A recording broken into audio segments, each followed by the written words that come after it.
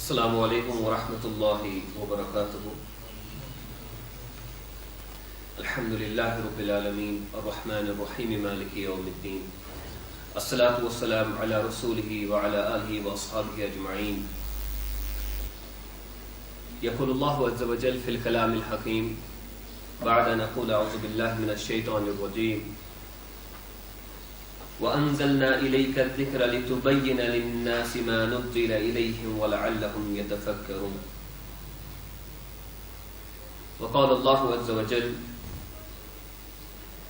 मसलुल लज़ीना हुम्मिलुत तौरात सुम्मा लम यहमिलूहा कमसलिल हिमारि यहमिलु अस्फ़ारा बि'सा मसलुल क़ौमिल लज़ीना कज़्ज़बू बिआयातिल्लाह वल्लाहु ला यहदिल क़ौमज़ ज़ालिमीन। रब्बी इश्रह ली सदरी व यस्सिर ली अमरी वहलुल उक़दतम मिन लिसानी यफ़क़हू क़ौली।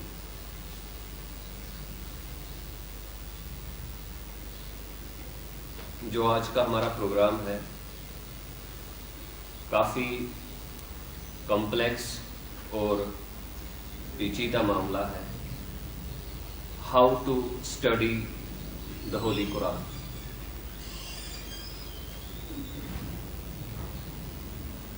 इब्तिदा में मैं ये गुजारिश करना चाहता हूँ कि चूँकि ये जो मज़मून है how to study the glorious Quran,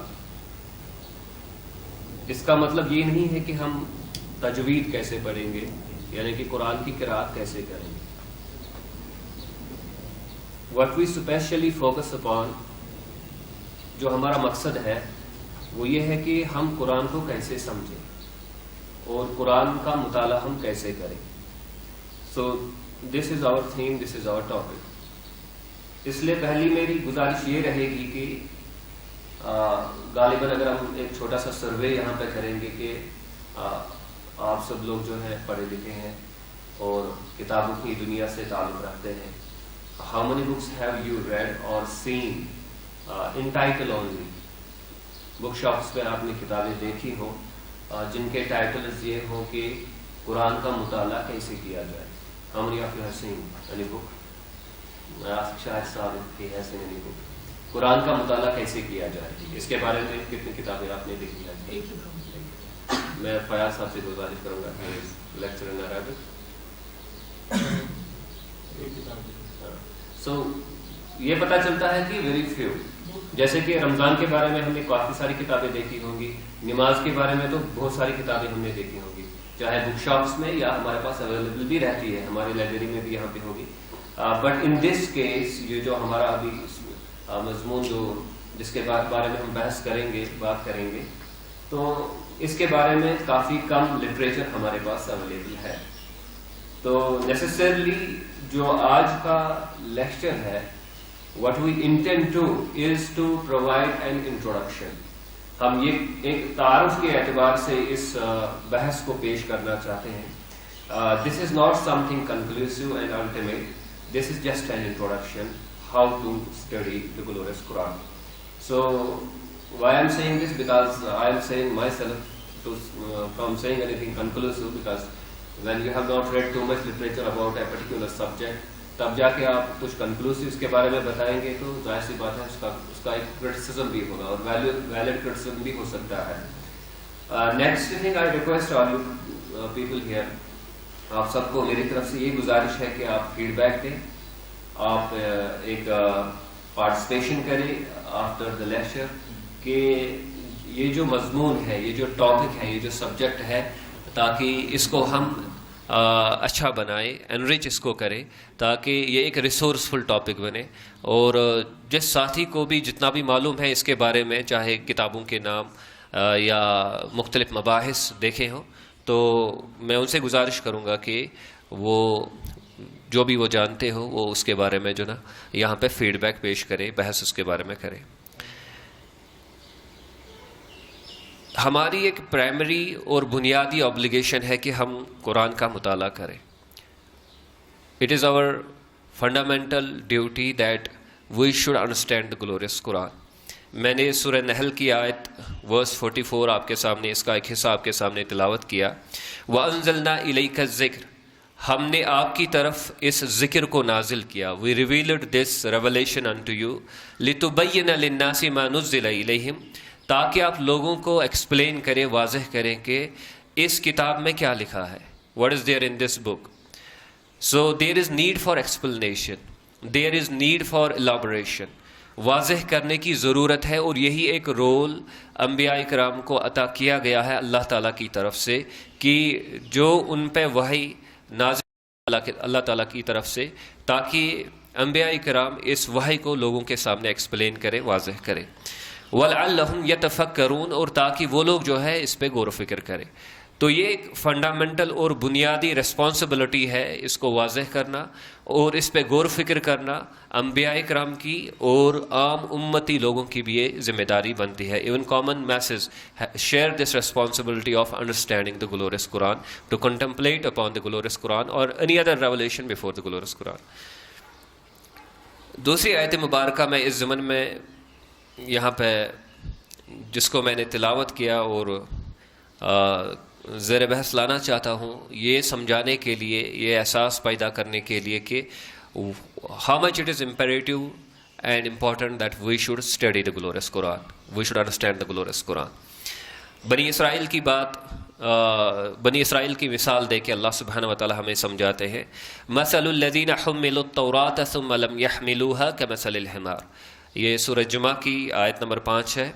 अल्लाह ताला फरमाते हैं कि the similitude of those people who were entrusted with the responsibility of Torah, that is the book that was given to Moses, peace be upon him, summa lam yahmiluha, but they didn't carry out their responsibility, they didn't do what was required on their part, what was expected from them. Kamasalil himar, their example is that of a donkey, yahmilu asfara, which is carrying a burden of books. इसकी मिसाल एक गधे की मिसाल है जो जिसके ऊपर किताबों का एक बोझ हो, बड़ा अंबार हो, जो वो कैरी कर रहा हो। बीस मसलुल कौमिल लज़ीना कज़्ज़बू बिआयातिना, बड़ी गंदी मिसालें उन लोगों की है जो अल्लाह की आयात की तकज़ीब करते हैं। वल्लाहु ला यहदिल कौमज़-ज़ालिमीन, अल्लाह ताला ज़ालिम लोगों की हिदायत नहीं करता, उनको हिदायत नहीं देता। इस आयत मुबारका से जो नताइज सामने आते हैं वो ये है कि it was a fundamental responsibility of the children of Israel, and through this example we are being taught that it is your responsibility as well with regard to the Quran.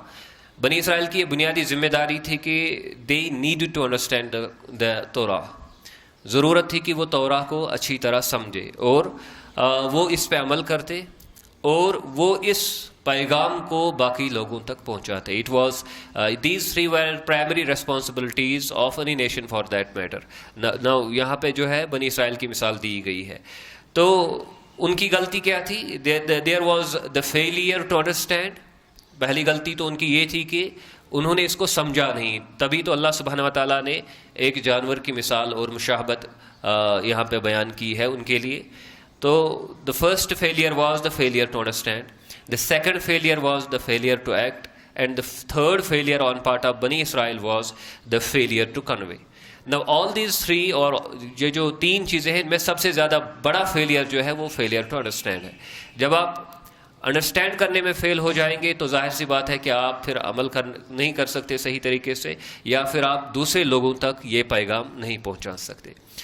तो ये हमारी बुनियादी जिम्मेदारी है कि हम कुरान को समझें और इसका जो पैगाम है वो it is explained to us quite nicely, lucidly, in an elaborate fashion, so we can act upon it. अब ये रिस्पॉन्सिबिलिटी पूरी करने के लिए it is necessary for us that के चाहे वो अंडरस्टैंड करना हो, चाहे वो अमल करना हो, चाहे वो दावत का काम हो, ये सब तीनों चीज़ें जो है ना ये एक ख़ास तरीके से इन ए सिंगुलर फैशन डिपेंड करता है कि आपका अप्रोच, आपका तरीका, आपकी टेक्निक, आपकी methodology of studying the text कैसा है। यानी if you have learn the technique of studying the text, if you have learn the approach to study the text, अगर आप इसके माहिर बन जाए कि ये टेक्स्ट कैसे पढ़ी जाए, यानी कुरान कैसे पढ़ा जाए या तौरा कैसे पढ़ी जाए, तौरा उन दिनों जिन दिनों बनी इसराइल की ये जिम्मेदारी बनती थी, तो ये सबसे अहम मसला फिर पैदा हो जाता है, यानी कि we must be proficient efficient in the technique of dealing with the text. ये हमारी बुनियादी जिम्मेदारी बनती है, बुनियादी ज़रूरत बनती है। अब यहाँ पे शायद आपके जहन में ये सवाल पैदा हो जाए कि देयर इज़ अ साइंस और सेट ऑफ साइंसेस, कि हमारे पास तो पहले ही एक उलूमों का एक मजमुआ है जिसको हम उलूमुल कुरान कहते हैं, दैट कैन बी एम्प्लॉयड, और वो तो हमारे कुरान समझने के लिए काफ़ी ज़रूरत आता है। तो वाई शुड वी से कि आज मटीरियल नहीं है और फिर ये बड़ी प्रॉब्लम रहती है कि हमारे पास टेक्निक का मुताला नहीं होता, मेथोडोलॉजी और तरीके का मुताला नहीं होता। Why is it so? मामला ये है कि उलूमुल Quran it is something different, and how to study Quran और study a text is a different issue. ये जो उलूमुल कुरान है ये बुनियादी तौर उलूम के साथ ताल्लुक़ रखता है, जैसे कि इसका नाम ही है उलूमुल कुरान। लेकिन how to study Quran, Quran का मुताला कैसे किया जाए, ये इट इज़ ए टेक्निक और it is a set of techniques, ये मेथोडोलॉजी है। These are two different spheres. So उलूमुल कुरान अगर इसका एक जो है ना एक पार्ट ये भी कहा जा सकता है कि how to study Quran is part of उलूमुल कुरान, बट ओवरऑल हम ये कहेंगे कि उलूमुल Quran per se by itself is not how to study the Quran, the technique of studying the Quran. So we need to be cautious about that. देखिए उलूमुल कुरान में हमारे पास ये होता है कि how do we define the Quran, what is the historical context of the Quran, then we have the concept of nasikh and mansukh, we have concept of shan nuzul, we have knowledge about Arabic, and all these things are important, but they are not techniques of studying a text. They are prerequisite knowledge about studying a text. This is entirely these two are entirely different from each other.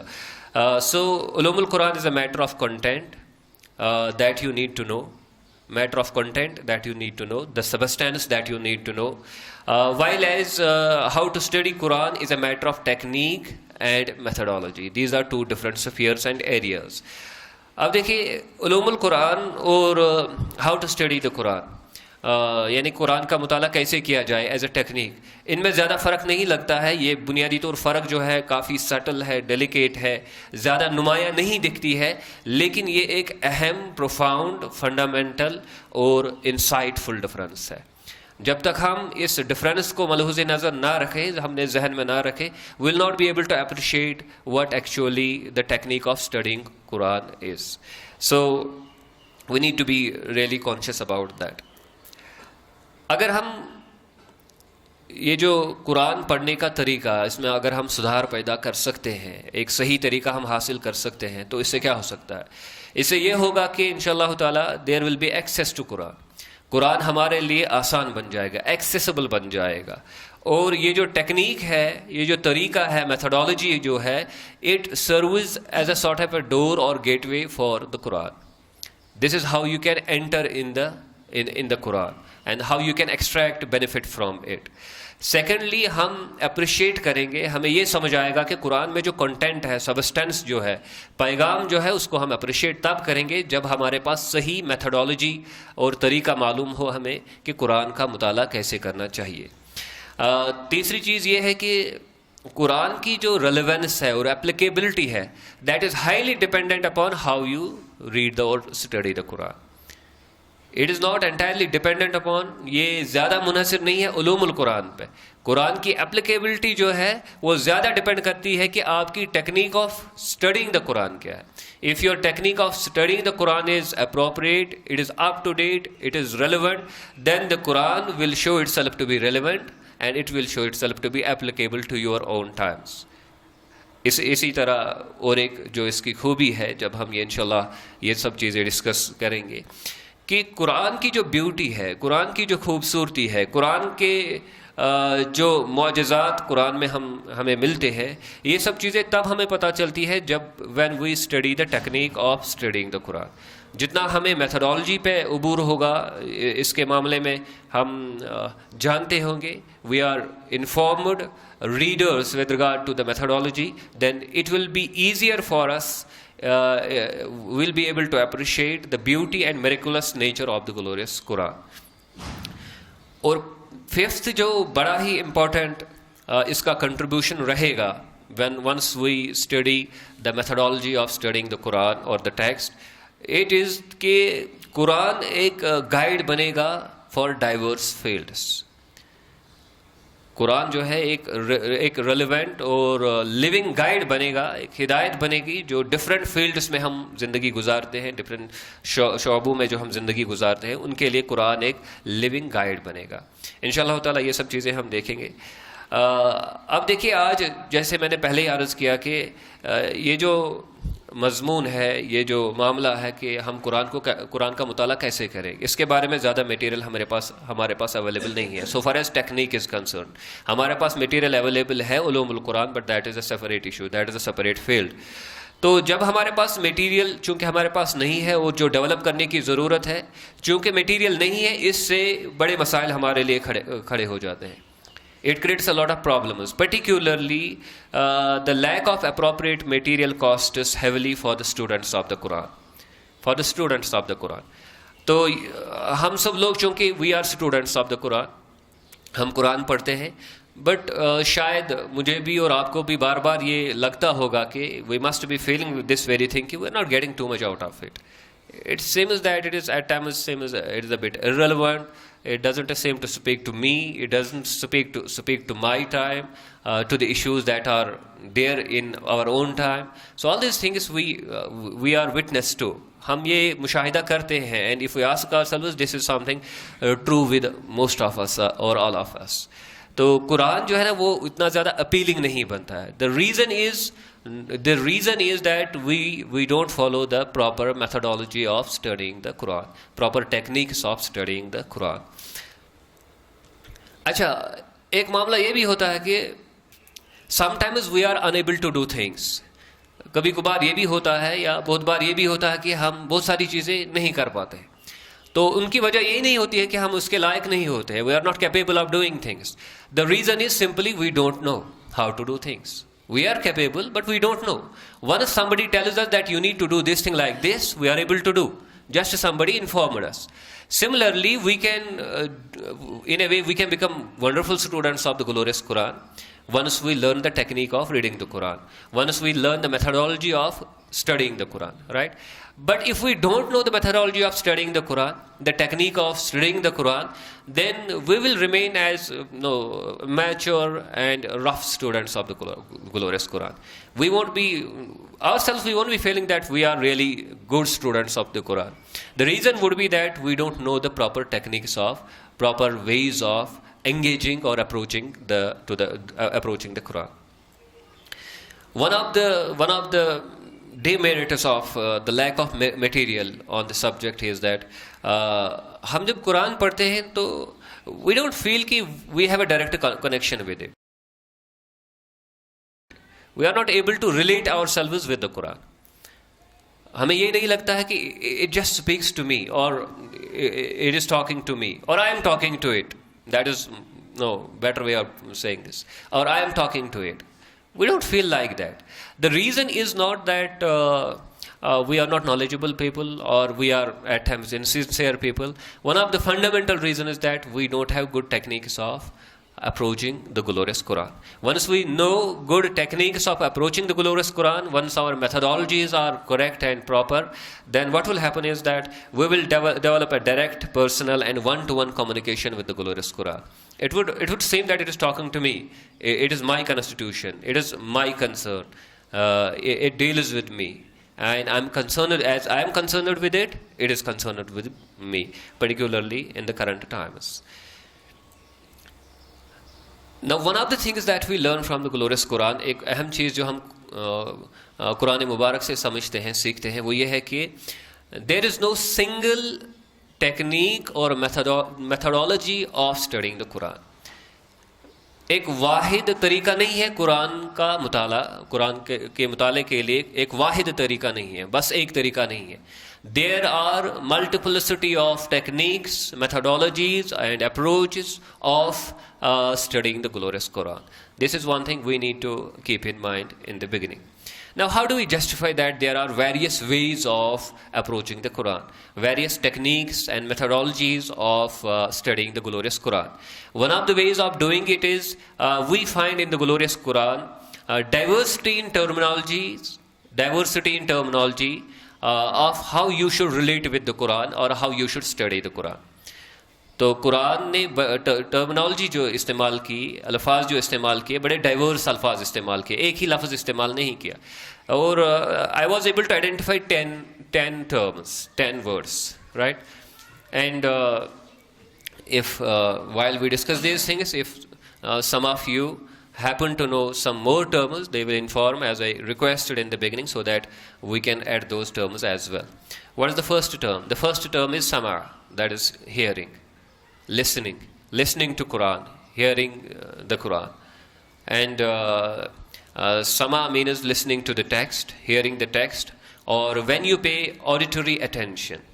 When you pay auditory attention, जब आप अपनी समाअत का इस्तेमाल करते हैं तो इसको समा कहेंगे. अल्लाह सुब्हानहू व तआला ने कुरान में फरमाया, जैसे कि सूरह फुसिलत की वर्स 26 में आया है, वक़ाल अल्लज़ीना कफ़रू ला तस्मऊ लिहाज़ल क़ुरआनि वलगौ फ़ीहि लअल्लकुम तग़लिबून. That is, these non-Muslims, disbelievers are saying, La tasma'u li hazal Quran. Don't listen to this Quran. Don't hear this Quran. आप इस कुरान को मत सुनो. तो सुनना एक तरीका है कुरान के मुताले के लिए. If you want to learn the Quran, if you want to study the Quran, one of the ways is to hear the Quran, to listen to the Quran. So right now we are delivering a lecture. Obviously I am talking, but you are listening to it. And this is how we learn. This is one of the ways of learning. Similarly, we find in Surah Al-Anfal, chapter 8, verse 20 to 23, there's a discussion. Allah subhanahu wa ta'ala mentioned, Ya ayyuhallazina amanu ati'u Allah wa rasulahu wa la tawallu anhu antum tasma'un. O you who believe, obey Allah and His Messenger and don't turn back from Him wa antum tasma'un, while as you are listening. While as you are listening. That is, He is calling you, He is saying something, He is ordering you, He is preaching you. And what was Prophet, peace be upon him, preaching? He was preaching the Quran. His dominant way of explaining Islam was to recite the Quran. It was to recite the Quran, the relevant portions which were needed to the audience that was there. And the Quran says, وَلَا تَكُونُوا كَالَّذِينَ قَالُوا سَمِعْنَا وَهُمْ لَا يَسْمَعُونَ. And don't be like those people, उन लोगों की तरह मत बनो जो कहते हैं कि हमने सुना जबकि वो सुनते नहीं. Those who claim to listen, but they listen not actually. That is, you need to do deep thinking, not superficial thinking. Anyway, this is one of the ways of learning the Quran, and we are basically talking about the terms that have been used in the Quran for approaching the Quran, right? Then the second is qara, which is very famous. Iqra bismi rabbikal ladhi khalaq. Qara means recite or read or proclaim. पढ़ो या ऐलान करो वगैरह. Iqra बिस्मि रब्बिकल लज़ी खलक़, you people know this. और फ़क़रअू मा तयस्सर मिनल Quran. Then read what is easy for you from the Quran. Quran में से जो भी आपको आसान लगे या आसान आपके लिए हो जाए तो वो पढ़ो, particularly in nights or the prayers you conduct in nights. So Iqra word has been used, or Qara word has been used. Then in Surah Al-Qiyamah, again the word Qara has been used many times. Inna alayna jam'ahu wa Qur'ana fa iza qara'nahu fattabi' Qur'ana summa inna alayna bayana.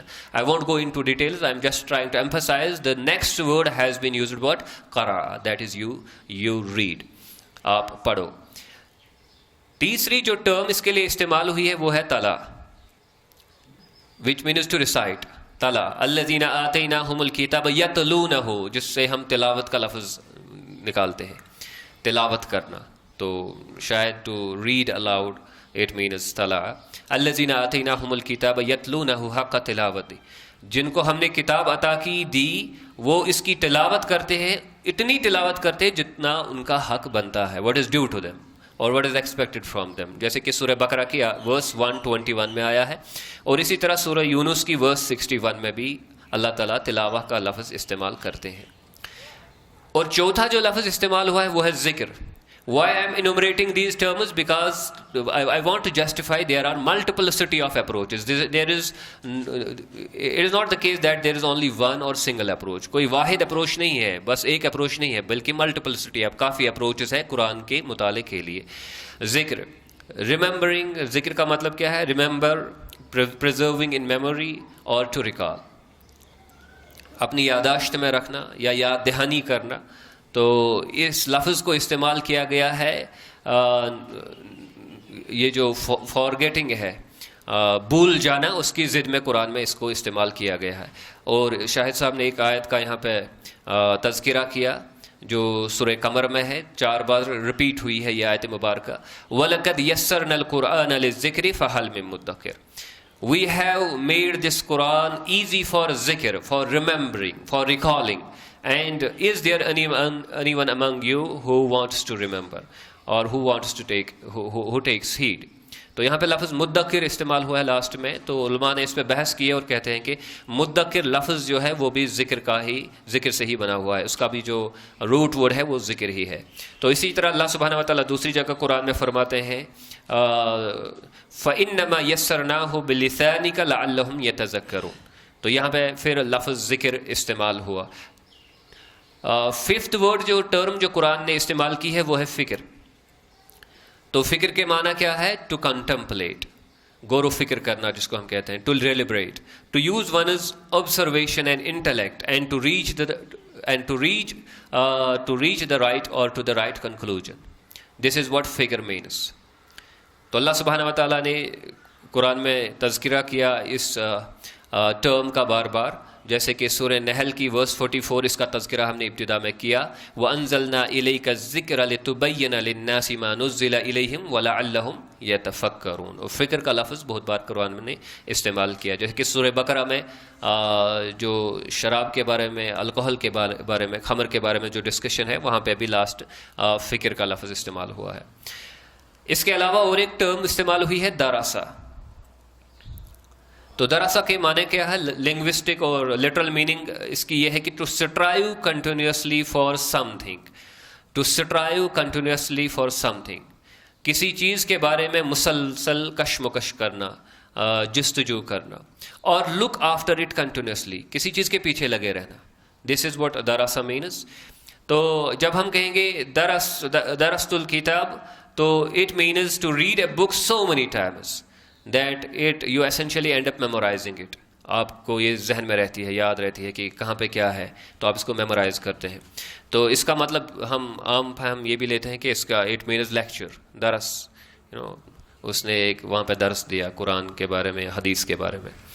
अल्लाह सुब्हानहू व तआला कुरान में फरमाते हैं कि बिमा कुंतुम तुअल्लिमूनल किताब व बिमा कुंतुम तदरुसून, क्योंकि आप कुरान पढ़ाते हैं और चूँकि आप इसको बार बार पढ़ते रहते हैं, जैसे कि सूरह आल इमरान में वर्स 79 में इसका तज़किरा है। Then we have the seventh term that has been used in the Quran for, it just introduces us that there are various techniques। बहुत सारे तरीके हैं कुरान को अप्रोच करने के लिए। तो ये टर्म्स जो है इसकी आगाही हमें करते हैं, इसका एक तारुफ देते हैं। तो अक़ल लफ्ज़ इस्तेमाल हुआ है, अक़ल। इन्ना अंज़लनाहु कुरानन अरबिय्यन लअल्लकुम ताक़िलून, हमने कुरान अरबी नाजिल किया ताकि तुम अपना जो जहन है उसका इस्तेमाल करो, अपना इंटेलेक्ट जो है, अपना माइंड जो है वो इस पर आप अप्लाई करो। सो जब आप अक़ल से काम लेंगे तो उसके वो लफ्ज़ भी कुरान में इस्तेमाल हुआ है इसके लिए। Then there is another term तदब्बुर।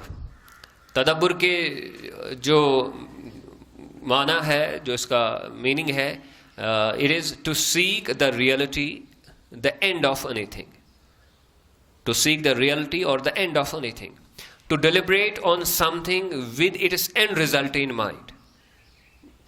तो ये तदब्बुर के माना है।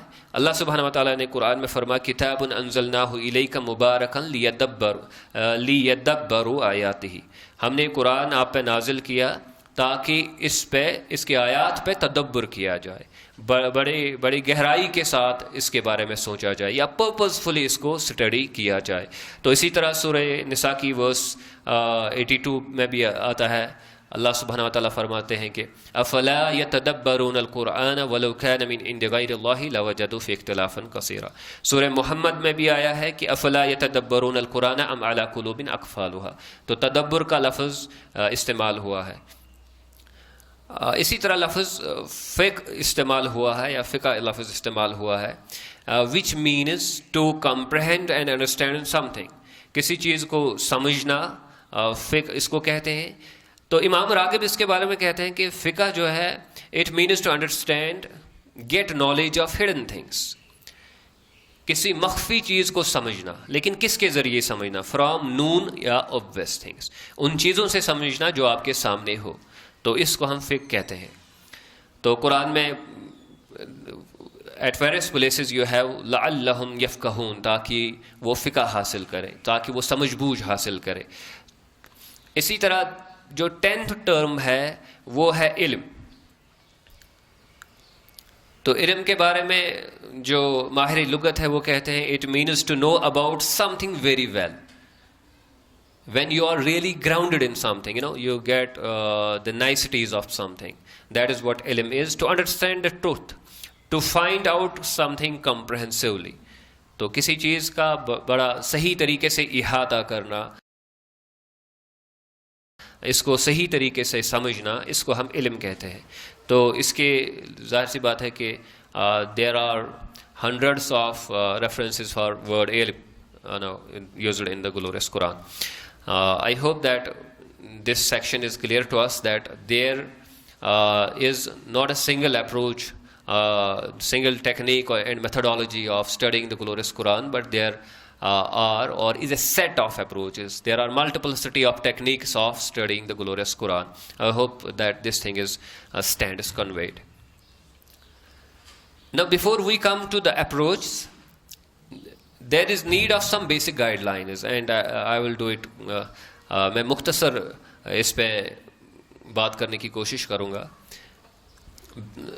We need to stick to some basic guidelines. देखिए, कुरान का हमें मुताला करना है, कुरान को हमें स्टडी करना है, पढ़ना है, तो कुछ बुनियादी ज़रूरतें पैदा हो जाती है, तकाज़े पैदा हो जाते हैं, जिनकी तरफ जो हमें मिस नहीं करने चाहिए, which we need to take into consideration. The first one of them is that some form of note making is imperative.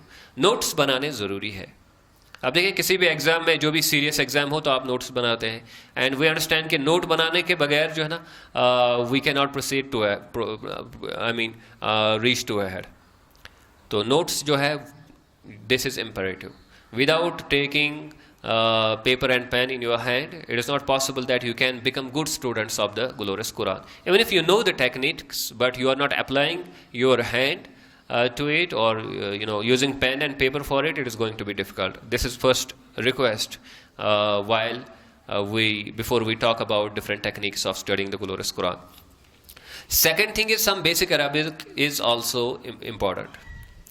बुनियादी अरबी कम से कम मालूम होना चाहिए. कम से कम कुरान में जो अल्फाज इस्तेमाल हुए हैं, उनके लिटरल मीनिंग जो है, कम से कम वो तो मालूम होनी चाहिए. These things, the literal meaning of different terms used in the glorious Quran, they need to be known. ज़रूरत पैदा होती है कि कुछ बुनियादी दर्जे का कि अरबिक जो है ना, वो हमें मालूम होनी चाहिए. Not needed. मैं ये इस बात के खिलाफ हूँ कि हाँ, first you have to become a great scholar of Arabic, then you will understand Quran. That is not the case. The case is like this, that you need to have some elementary knowledge about Arabic, particularly the terms used, the language used in the Quran. तीसरी जो request इसमें मैं करूँगा वो ये है कि you need to show consistency. 3 दिन कुरान का मुताला किया, किसी खास टेक्निक के ज़रिए, मेथडोलॉजी के ज़रिए, कोई ख़ास तरीका अपनाया, तो 3 दिन के बाद जो है ना, छोड़ दिया, और फिर 1 महीने के बाद फिर शुरू होने की कोशिश रहती है. So this not going to work. Unless and until you show consistency, it is going to be terribly difficult for any of us to become good students of the Quran. Even if the person knows what the techniques are, it is not going to benefit. Then the fourth request or guideline would be that discuss the Quran.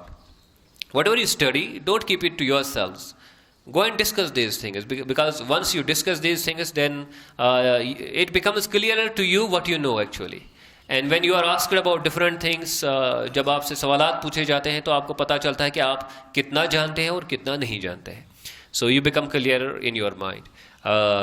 और last जो है वो ये है कि look into your personal capabilities and enhance your capabilities. अपनी capabilities को improve करने की हमेशा कोशिश रहनी चाहिए. We need to know more and more techniques of studying the glorious Quran. At the same time, we need to enhance and expand our mental horizon, the boundaries of our knowledge that we acquire from the world. The more we are able to do it, the more capable we become to study the glorious Quran successfully, to become good students of the glorious Quran. Now, what are the approaches to study the glorious Quran? I'll be saying here three things with regard to the approaches. I'll be talking about the number of approaches, कितनी तादाद है उनकी जो मेरी नज़र में आती है आज तक. The number of approaches that are there, techniques that are there, which can be employed to study the glorious Quran. Second thing, some preliminary precautions with regard to the approaches. And the third thing is, for each technique that I will be discussing here, जो भी मैं यहाँ पे technique ज़ेर बहस लाऊंगा उसके 4 हिस्से होंगे. Yes, I will be talking about it. If you want to note it down, the number of approaches I will be talking about it. The first approach is traditional approach or general approach. Conventional, traditional, general approach, आप इसको कह सकते हैं. This is the first approach. The second approach of studying the glorious Quran is the literary or the linguistic approach. जो वो लोग इस्तेमाल करते हैं जो माहिर ज़ुबान होते हैं, ज़ुबान लैंग्वेज पे जिनकी काफ़ी महारत होती है, ग्रिप होती है. The third one is intensive reading approach. Intensive, and you can correct me if I have used some terms which are not appropriate. Whether it is intensive or extensive, you can correct me for that. The fourth one is the thematic approach. The thematic approach. The fifth one is the milestones approach.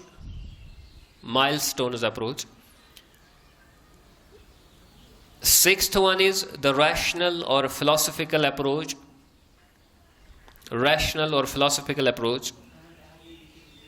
Seventh one is the systemic or organic approach. Eighth one is the practical guidance approach or issues resolution approach. Then we have personal field approach. The personal field approach, it is the 9th one. And the 10th one is the dialectical approach.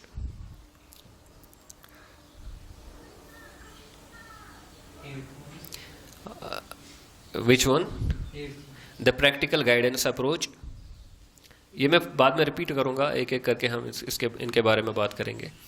The practical guidance approach. The 9th one is the personal field approach, and the 10th one is the dialectical approach. I hope it is clear. हाँ?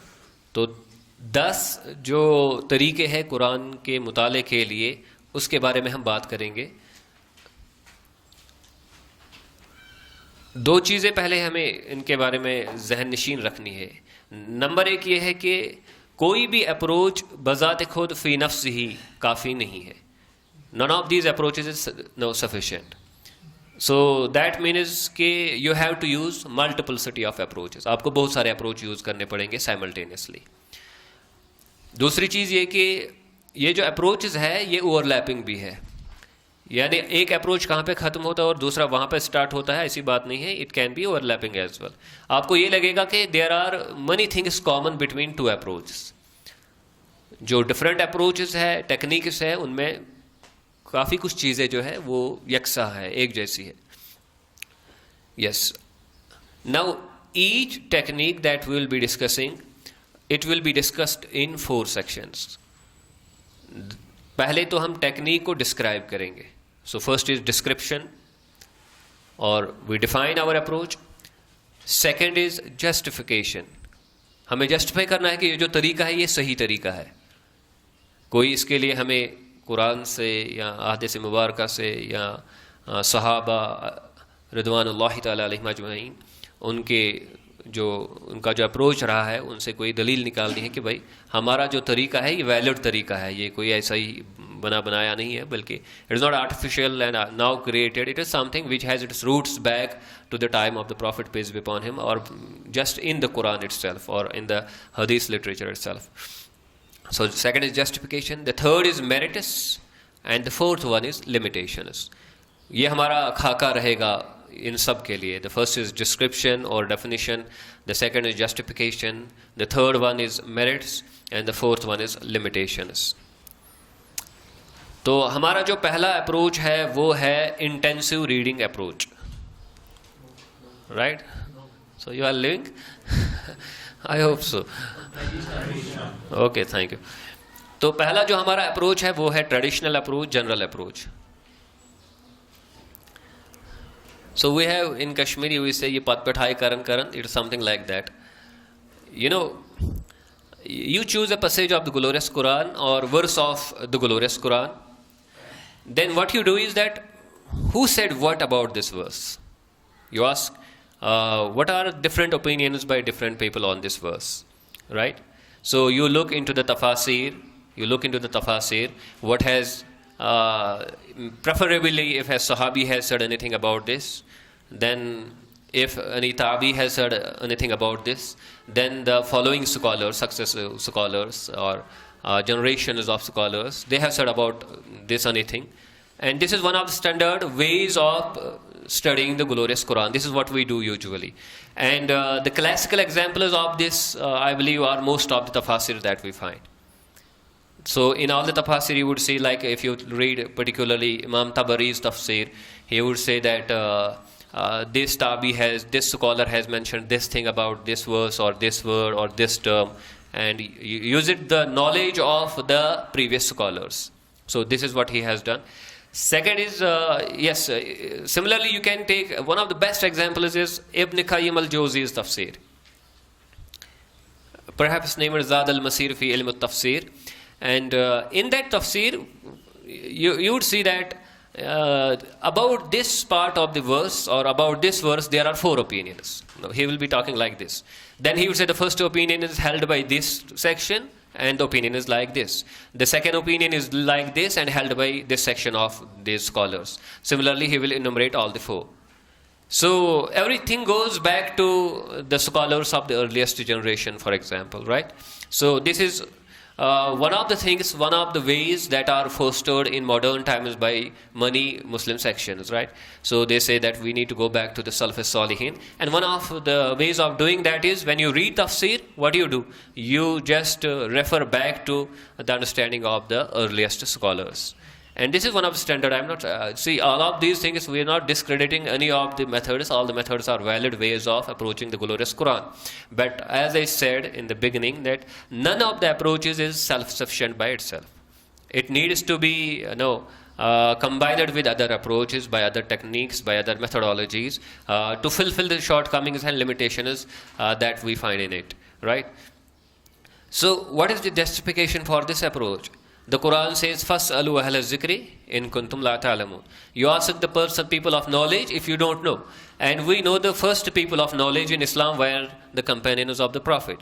And then those और बाद में वो लोग जिनको उन्होंने पढ़ाया, जो उनके तालिब इल्म थे, जैसे कि इब्न अब्बास रज़ी अल्लाह अन्हु उनके तालिब इल्म थे, और इसी तरह अब्दुल्ला बिन मसूद रज़ी अल्लाह अन्हु उनके तालिब इल्म थे, और बाकी जो सहाबी हैं उनके तालिब इल्म थे, मुख्तलिफ मराकिज़ बने.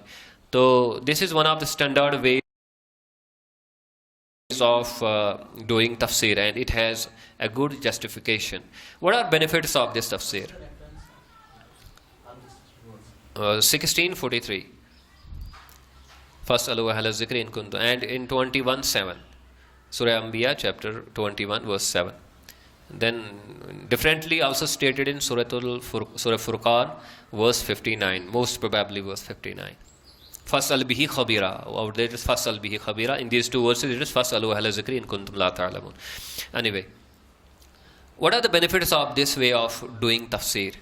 The benefit is that you get normal, common, traditional and historically held appreciation and understanding of the Quran. What has been particularly by a particular section we call as Ahl Sunnah wal Jama'ah. What has been their position on a particular verse, it gets clear to you, and you reach to the same level by adhering to the same waves, for example. Second thing is you get familiarity with viewpoints and perspectives adopted by scholars or schools of thought. So this is one of the benefits. Who has said what about this particular verse? What is the position of Ahnaf on this verse, or what is the position of Maliki school on this verse? Or what does Ibn Hazm say about this? No issue. We come to know about these things. Yes, one benefit is that there is emphasis in in this approach. There is emphasis on two things particularly: aqidah and fiqh. You see elaborate discussions on fiqh in, for example, Tafsir Ibn Kasir or many other tafasir. So the main focus usually happens to be on fiqh and aqidah, etc. So these are the benefits of this approach, this methodology. What are its limitations? What are its limitations? So I have avoided to use the word demerits. I am saying what are its limitations. It sounds more positive. So the first limitation would be that it covers limited areas. It covers limited areas, and there is absence of new themes. देखिए society जब आगे बढ़ती है तो नए नए मसाइल सामने आ जाते हैं. अभी हमारे ज़माने में there is issue of Marxism. ये मार्क्सिज्म क्या है, ये कैपिटलिज्म क्या है. इसी तरह एथिज्म नया शुरू हुआ है हमारे दौर में या इन द 20th सेंचुरी. इसी तरह इंडस्ट्रियल रेवोल्यूशन स्टार्ट हुआ, इसके कुछ गुड्स और बैड्स हैं. तो इसी तरह आज एनवायरमेंटल कंसर्न्स है. तो ये सब चीज़ें आपको इन तफासिर में नहीं मिलेंगी.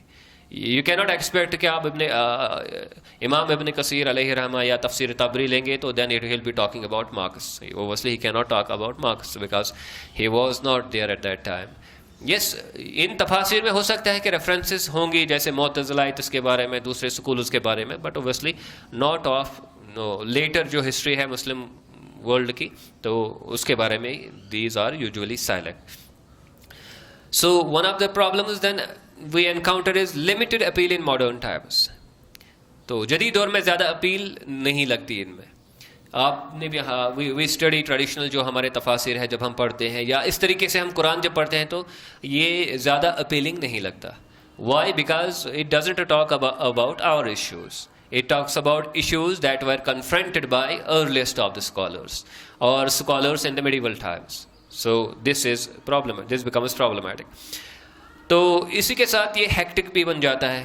अगर आप ज़ादुल मसीर पढ़ेंगे यानी कि इब्न क़य्यिम अल-जौज़ी अलैहि रहमा उनका तफसीर पढ़ेंगे, then you have to memorize कि किस सेक्शन की क्या राय है इस आयत के बारे में. यार usually it happens like this कि about this section, about this verse there are 2 opinions, there are 3 opinions, there are 4 opinions, there are 7 opinions.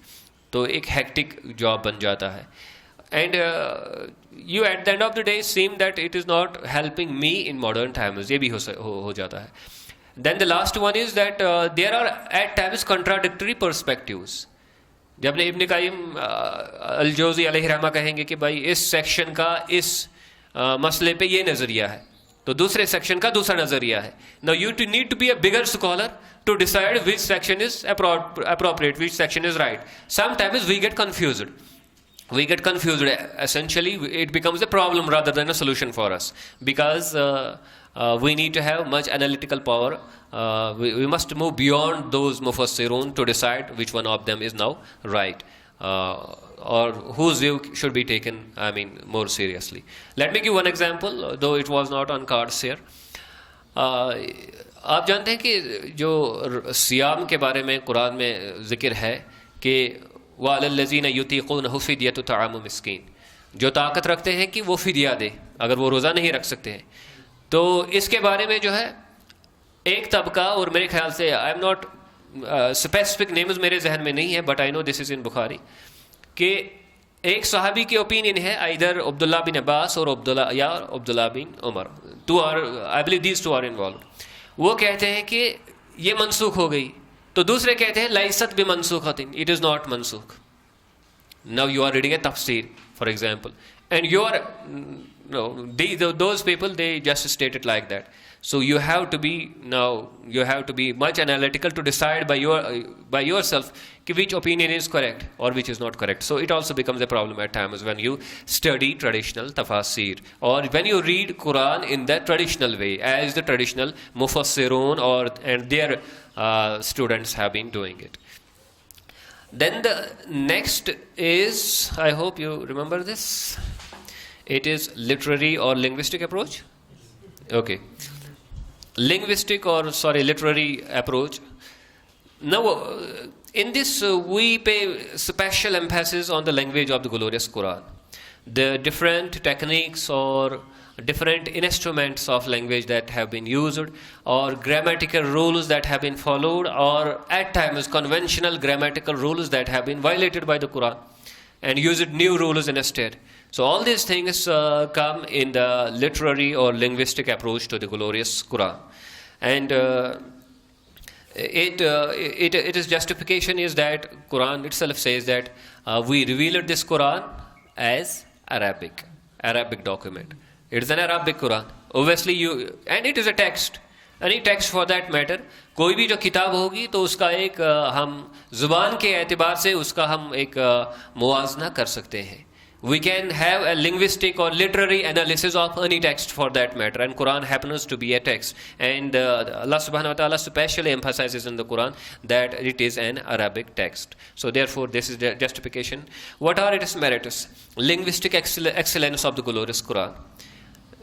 जो ज़बान के एतबार से लिटररी जो खूबी कुरान में है, एक्सेलेंस जो कुरान में है, तो वो सामने आ जाती है. Those people who deal with it, they are really impressed by the language of the glorious Quran, by the way it uses different words or metaphors or similes and so on and so forth. Or there are aqsam in the Quran, qasam Quran में है, wadduha wallayli iza saja, etc.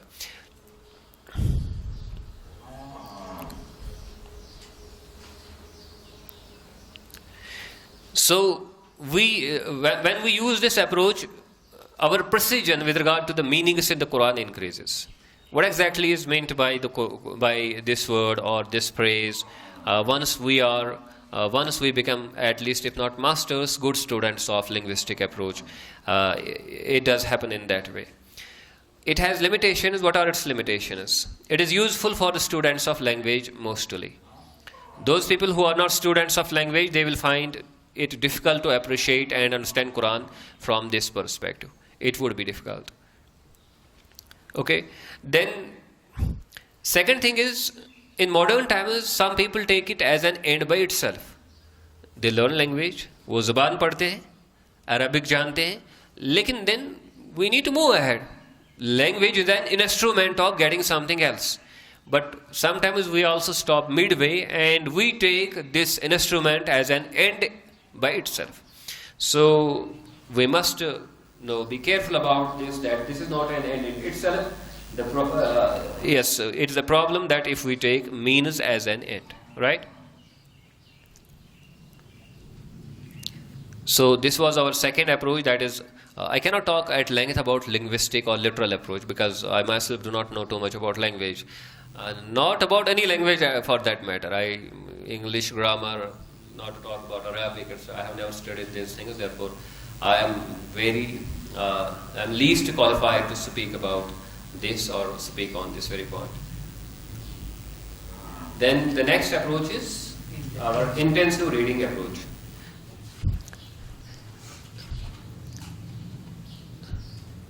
ओ बेटा वो tool वहां से लाओ और उनके सामने रखो. Yes, intensive reading approach. What is this intensive reading approach?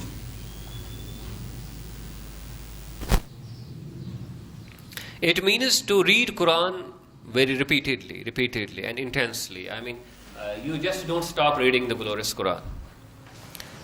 You keep on studying it repeatedly. And this is one of the standard approaches. That has been employed by scholars and their students. And its justification lies in the Quran itself, because the Quran mentions many a times that you read the book, all the words tala, ikra, etc. They emphasize that you read Quran repeatedly. And in the Prophet's traditions, we also find that Prophet once asked Abdullah bin Amr bin Alas radiyallahu anhuma, he said, Fi kam taqra'ul Quran? In how many days do you complete the Quran? In how many days do you complete the recitation of the entire Quran? So this is one of the standard ways of studying the glorious Quran, one of the techniques of studying the glorious Quran. And we know there are many other ahadiths बहुत सारे और भी अहादीस मुबारक है इस मामले पे कि जहाँ पे हम ये देखते हैं कि कोई सहाबी जो है वो 40 दिन में कुरान मुकम्मल करते थे, कोई 30 दिन में, कोई 20 दिन में, कुछ तो इसरार करते थे कि हम 3 दिन में इसको ख़त्म करेंगे। और प्रॉफिट स्टॉप दम, या 3 दिन से कम नहीं, at least minimum 3 days, because you won't be able to understand too much otherwise. तो जो हमारे जो रिवायत में कुर्रा का जिक्र है जो मस्जिद नबवी में बैठा करते थे, तो it was one of the standard ways that had been adopted by those सहाबा रिदवानुल्लाहि ताला अलैहिम अजमाइन। So what are the merits of this very approach? इस अप्रोच के फ़वाइद क्या है? जब हम कुरान बार बार पढ़ते हैं तो हमें, जैसे हम किसी शहर में बार बार जाते हैं तो हमें शहर का तारुफ हो जाता है, फिर हमें मालूम होता है कि कौन सा स्टॉप कहाँ है, कौन सा दफ्तर कहाँ है, कौन सी गली किस मुकाम पे हमें ले जाती है। All this things we come to know once we go repeatedly somewhere. So this is what happens with the Quran. If we read Quran repeatedly, we keep a limit of 7 days, 10 days, 30 days, and complete the entire Quran in that very period. So we have knowledge about the structure of the Quran. किस जगह कौन सी चीज़ है। At least in the beginning we come to know Surah Baqarah is the second surah of the Quran. Why? Because we always stop there. जब हम शुरू करते हैं ना कुरान पढ़ा, अब मैं कुरान पढ़ूंगा, तब हम 2-3 दिन पढ़ते हैं तो सूरह बकरा तो कंप्लीट नहीं होता। अब हमें ये तो कम से कम मालूम चलता है, पता चलता है कि, या जहन में रहता है कि सूरह बकरा दूसरा चैप्टर है कुरान का। तो तब जाके बाद में अगर हम कहेंगे which is the 8th chapter of the Quran, which is the 44th chapter of the Quran, may be rarely we people know about that. Why? Because we don't read Quran repeatedly. हम तो वहाँ तक पहुँचते ही नहीं, उस top तक हम पहुँचते ही नहीं। If we make it a habit of reading Quran repeatedly, and as I said, it is one of the most important approaches, so far as my own experience has taught me. So you have a sort of a general knowledge of the glorious Quran. If somebody tells you, which surahs are Makki surahs and Madani surahs, if you have read Quran repeatedly, then you can enumerate on your fingertips, this surah is Madani and this surah has been revealed in Makkah, etc. Similarly, if people ask you regarding ahkam, particular ayah in the Quran, you will be able to answer if you read Quran repeatedly. It lies in this surah, etc. So you develop a sort of a comprehension and understanding and memory of the glorious Quran. It becomes sort of a live in your mind. It develops, you scan it, sort of a scan it, and it remains in your, the structure remains in your mind. So it is indispensable, I would say, best for the beginners. You should read Quran as much as is possible, because by doing that you will be able to have an analysis of the glorious Quran. And one benefit also is there, that you develop a sort of a proportional analysis of the Quran as well. किस चीज़ के बारे में कितनी बात हुई है, ये चीज़ ज़्यादा रिपीट होती है, ये चीज़ ज़्यादा रिपीट है। When you read the Quran, you come to know it talks maximum about Allah subhanahu wa ta'ala. It talks about a lot about ilm, knowledge, right? It talks about a lot about Bani Israel, so on and so forth. But it will only happen, you will only be able to appreciate that when you read Quran repeatedly. You just go to the city most of the times, and you try to remain there, you try to live there, and the Quran will in turn live within you. However, it too has its limitations. The first limitation is it is too general. When you read the Quran just from page to page, you will not get the chance to sit up and think about particular verse deeply. आप किसी आयत के बारे में deeply नहीं सोच सकते हैं, क्योंकि you have to complete the Quran in 10 days. So you will think about it superficially, literally, आप इसका माना समझेंगे, लेकिन deeper analysis जो है वो आप नहीं करेंगे. So there will be, the second problem would be limited specialization. आपका जनरल जो अप्रोच है, जनरल नॉलेज जो कुरान की है वो बढ़ जाएगी, लेकिन स्पेशलाइजेशन इसकी वजह से नहीं होगी. स्पेशलाइजेशन के लिए आपको कुछ और करना है. इसी तरह आप बहुत सारी चीज़ मिस करेंगे. जब आप फिर खास आयत मुबारका को लेंगे और उनकी एनालिसिस करेंगे, तो आपको ये पता चलेगा कि when I was reading Quran repeatedly and frequently, तो मैं ये उस वक़्त मेरे जहन में ये सब चीज़ें नहीं आती थी. when you take just one verse or one passage of the Quran and concentrate on that. And also it becomes at times unmanageable. What is why? There are lots of things mentioned in the Quran. No, have you ever thought about this? How many things the Quran mentions about? You can't just imagine. हम ही अंदाजा नहीं कर सकते हैं कुरान में कितनी चीजों के बारे में बात हुई है. एक बंदा तो एक एंगल से लेता है, दूसरा बंदा दूसरे एंगल से लेता है. एक के लिए एक चीज जाहिर हो जाती है, दूसरे के लिए दूसरी चीज जाहिर होती है. ठीक है ना? If all of the people read the Quran, they will find something new in it. So from this perspective you cannot completely rely upon this. आप इस पे पूरा एतमाद नहीं कर सकते. ये आपके लिए मुफीद है, फायदेमंद है, लेकिन ये समझना है कि it has its limitations. इसके भी कुछ limitations है. और वो एक लिमिटेशन ये है कि ये इट बिकम्स अनमैनेजेबल. आप इसको मैनेज नहीं कर पाएंगे इतनी the sort of information that is there. जैसे आज हमारा एक क्राइसिस है, नॉलेज जो एक्सप्लोजन हुआ है इंटरनेट पे. आपके लिए इतना ज़्यादा मटेरियल है, आपको कोई टॉपिक डेवलप करना है, then you have to stop somewhere. You can not manage that much of information. अब मैं सारी किताबें पढ़ूंगा इस मजमून पे तो तब जाके मैं कुछ लिखूंगा. You have to stop somewhere. So it becomes unmanageable at times. कभी कभार तो ये भी होता है कि हम बस डाउनलोड करते हैं फिर हम पढ़ते नहीं. Why? Because it is not manageable. It's not possible to do things like that. So these are the limitations with regard to the approach that we call as the thematic approach, right? Okay, you are learning. In a Siam like this, I feel you are great students because the next is the thematic approach. Now this is again one of good techniques of methodologies of studying the glorious Quran. So what do we do in that?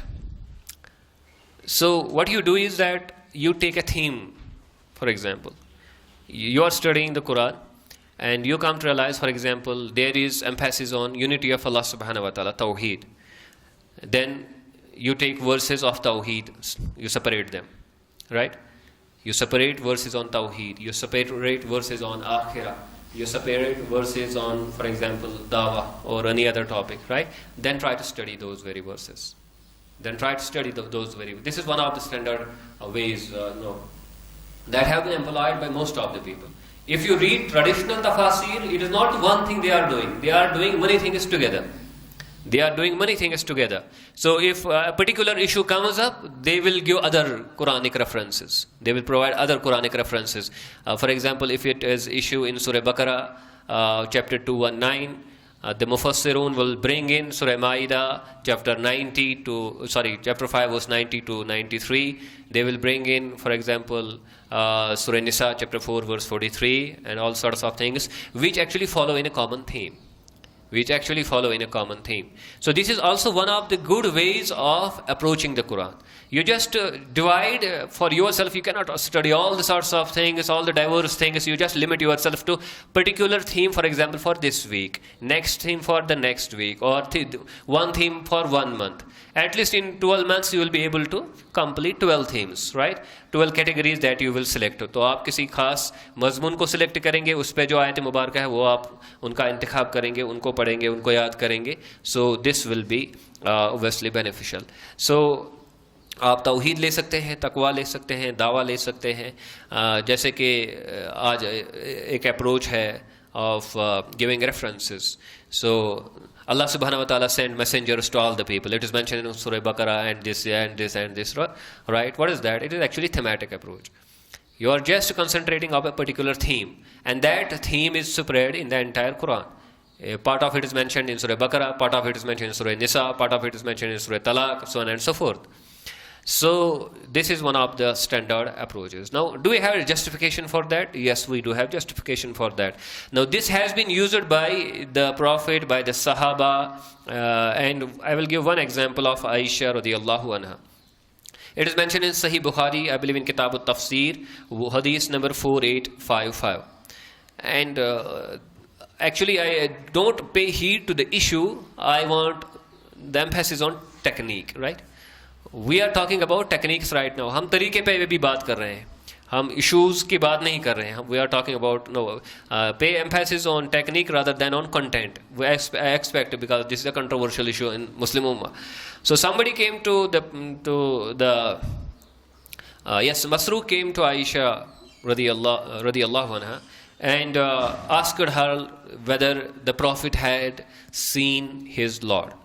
क्या अल्लाह के पैगंबर सल्लल्लाहु अलैहि वसल्लम ने अल्लाह को देखा? क्या मोहम्मद सल्लल्लाहु अलैहि वसल्लम ने अल्लाह को देखा है? तो this was asked by Masruq to Aisha रदियल्लाहु anha, and Aisha responds. What is important in this response is that she quotes 3 verses. In her response, she quotes 3 verses. All the 3 verses are related with the issue. They are related with the theme. One is in Surah Anam, chapter 6, verse 103. Another is in Surah Shura, chapter 42, verse 51. Another one is in Surah Luqman, 31, 34. And another one is in Surah Ma'idah, chapter 5, verse 67. 4 verses, actually 3 have something very common, right? She said the Prophet did not see Allah subhanahu wa ta'ala, and she gave 3 evidences from the Quran. So the point is that this was one of the thematic ways of approaching the glorious Quran. You will find the same approach used by Mufassirun as well in many places, not always, but in many places. What are the merits of this thematic approach? The merits of it is, it helps understanding a particular theme in a broader detail. In the intensive reading approach, you get just lightly this thing. Now in this approach, the reverse is happening.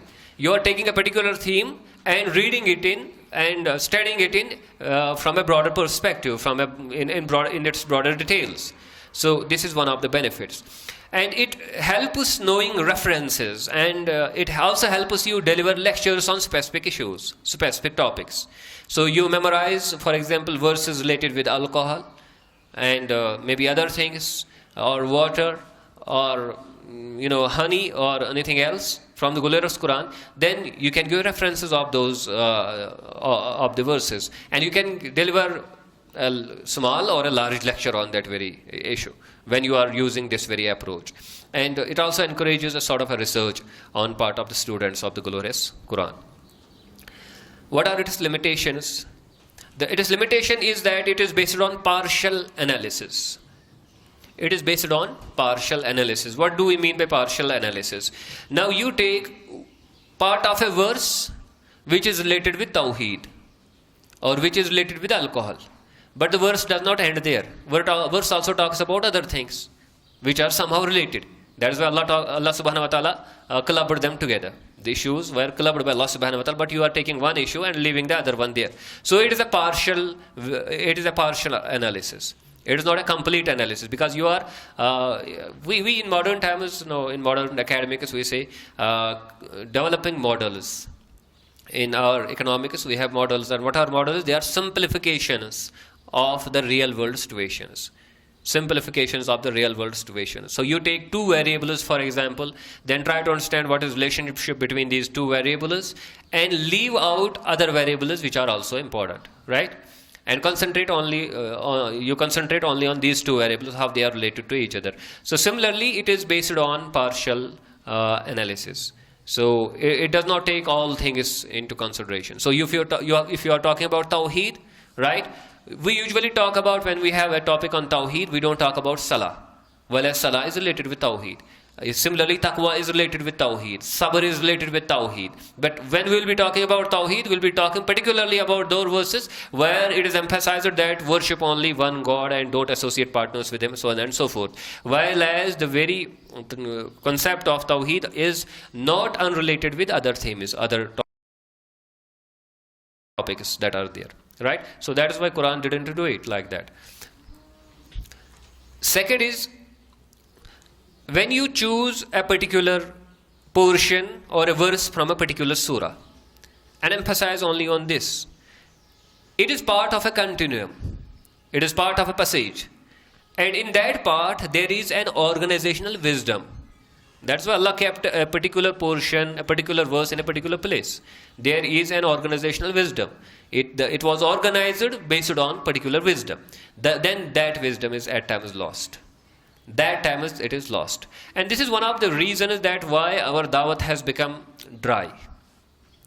It has become very dry. People are not able to enjoy it that much. Why? Because it is based usually on that sort of a partial analysis where we lack organizational wisdom, where there is no continuity, where there is no connection with other things. We are not able to develop those connections with other things, right?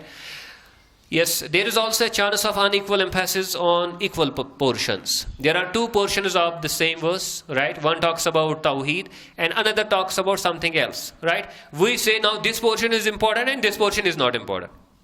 It usually happens. We take a particular portion that is important and another portion that is not important. And one of the classical examples, do you know what?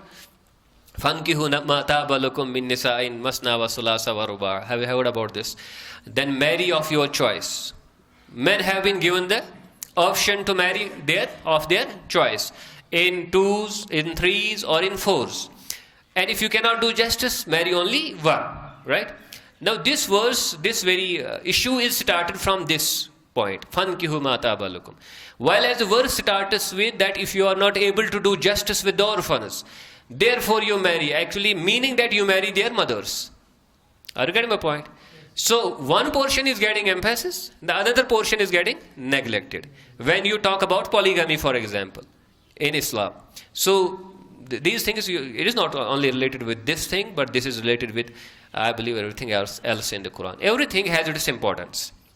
Everything has its importance. But sometimes we pick up verses and we pick up portions of the glorious Quran and entirely neglect the next portion or next verse which is anywhere related with it. It is not completely, at least we can say, it is not completely unrelated with it. It is somewhere related with it. And this is one of the casualties of this thematic approach in modern times. Now it also serves to spread misinformation. It also serves to spread misinformation. So we emphasize Tawheed, the rest of the things, they become at least relatively of very little importance, while as they may also be of great importance. Now the Quran says in Surah Nur, chapter 24, I believe verse 15, وَتَحْسَبُونَهُ حَيِّنًا وَهُوَ عِنْدَ اللَّهِ الْعَظِيمِ. You consider something of very light importance, very less important, but in the sight of Allah subhanahu wa ta'ala it may be of great importance. So Allah put things in the Quran, why? Because they are of importance. And if we neglect it like this, when we are emphasizing something, we call it in economics, we are crowding out, something else. When you crowd in, when you put something in a particular space, right? And jam that very space by that very particular thing, you are actually leaving no space for other things. If all the male people in this village will come in this hall, what will happen to women? They already stand crowded out because we crowded in, we came in, and they have no space now, no space anymore. So there is a possibility of misinformation which we must take into consideration. I'm not saying that this approach has to be neglected. This is a wonderful approach, but at the same time we need to keep in mind that there are certain limitations which we need to be conscious about, right? So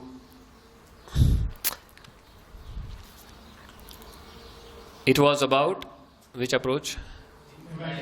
Now the next one is milestones approach. Yes. Milestone means Sangha Mil, Now we have 200 kilometers to Jammu, now 150 to Jammu. Now you read from those signboards how much time now, kilometers now or miles you have to your destination. So this is milestones approach. What happens in milestones approach? Read a verse of a passage of the Quran with understanding, right? So you read, for example, a short surah or a particular ruku of a particular surah, right? You read the first verse and try to understand the first verse. Then note down the broader themes, what you learn from the passage in simple words, in points, and mark each of these as milestones. So you learn 4 points from verse 1. So it will become milestone 1, 2, 3, 4. So you are gaining something, right? So it is just you are encouraging yourselves, If you don't keep it milestone, there is no problem. You can keep simply 1, 2, 3, 4. But there won't be a sort of intrinsic encouragement in that. तो ये encouragement कम हो जाएगा. Then read another verse, आप दूसरी आयत पढ़ेंगे, तो दूसरी आयत पढ़ेंगे तो उसमें भी आप देखेंगे कि आपने क्या सीखा. अगर ये आपने पहले ही सीखा है तो इसको नोट मत कीजिए, अगर कुछ नया सीखा तो इसको नोट कीजिए. मान लीजिए आपने 4 पॉइंट्स पहली आयत में सीखे, दूसरी आयत में भी आपने 4 पॉइंट्स सीखे, लेकिन उनमें से तो आपने 2 पहले ही सीखे थे, तो आप उन 2 को नोट नहीं करेंगे, अगले 2 को नोट करेंगे. तो पहले के 4, दूसरे के 2, कितने हो गए? Oh, your math is good. You are able to do it. Yes. Now you follow the trend. You continue to follow the trend. And for example, in Surah Ikhlas, you learn Allah is one. Allah is absolute and eternal. Allah was neither born nor gives birth.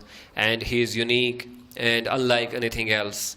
Then the next surah, Allah is Lord of the dawn. Allah comes, right? But what is Allah?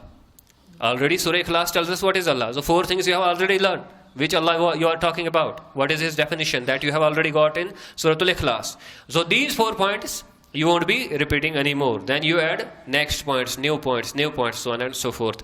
In this way you will be able to develop a sort of a book for yourself of the glorious, of your understanding of the glorious Quran. How many themes, how many issues you know, or how many new issues you are now understanding or you are now knowing. Yes, what is the justification? If you read any of the traditional tafsir, for example, if you read Tafsir Tabri, right? Now it is in points. No? It is in points. It is usually in points. The first, second, third, fourth. Like you have the books of ahadith, they are in 1, 2, 3, 4 format. Similarly, tafasir are also in 1, 2, 3, 4 format, right? So that helps you where you have reached, how much you have already, or you can sort of give reference back. This thing has been discussed right here, so on and so forth. So there is, we see in the times of these mufassirun, we see these things. In the times of the Sahaba, we see that they used to learn. Normally, there are some ahadiths which we have discussed in Ulum al-Quran. They used to learn 5 verses at one time, learn them properly, then learn another 5 next time. So they have already they have an understanding of 5 verses. Now they come to the next. So they have in those 5 verses they are gaining a larger goal. They have acquired some milestones in those 5 verses. Now they are adding another milestones to the new thing they learn. For example, next day. Fine. This thing we find in the time of the Sahabas. What are its merits? Its merits are great. Its merits are that you learn in a gradual, progressive, but a definite approach of learning the Quran. It's a gradual and progressive way of, but it is a definite way of learning the Quran. And important thing is that आप consciously पढ़ते हैं. आप जब पढ़ते हैं तो इसमें से मैंने क्या सीखा, इसमें से क्या मैंने क्या सीखा, आप ये नोट डाउन करते हैं. जितना आप नोट डाउन कोई चीज़ करेंगे, the more you make notes of something, more you become conscious about those things. You will only make notes of those things about which you become conscious. तो ये एक किस्म की एक्टिव रीडिंग बन जाएगी. Instead of passive reading जो हम उम्मी तौर कुरान की करते हैं, this is sort of an active reading. And it also saves you from repeating things which you know, right? That is one of the benefits. You don't repeat things which you already know. Similarly, it has a cumulative impact. I now know 10 things or 20 things or 30 things or 40 points or 100 points I know. In last 1 month, I was able to cover up 100 points. So you have something definite or cumulative that is with you. It also helps you in your own evolution as a student of the Quran. How many points you are able to take from a particular verse?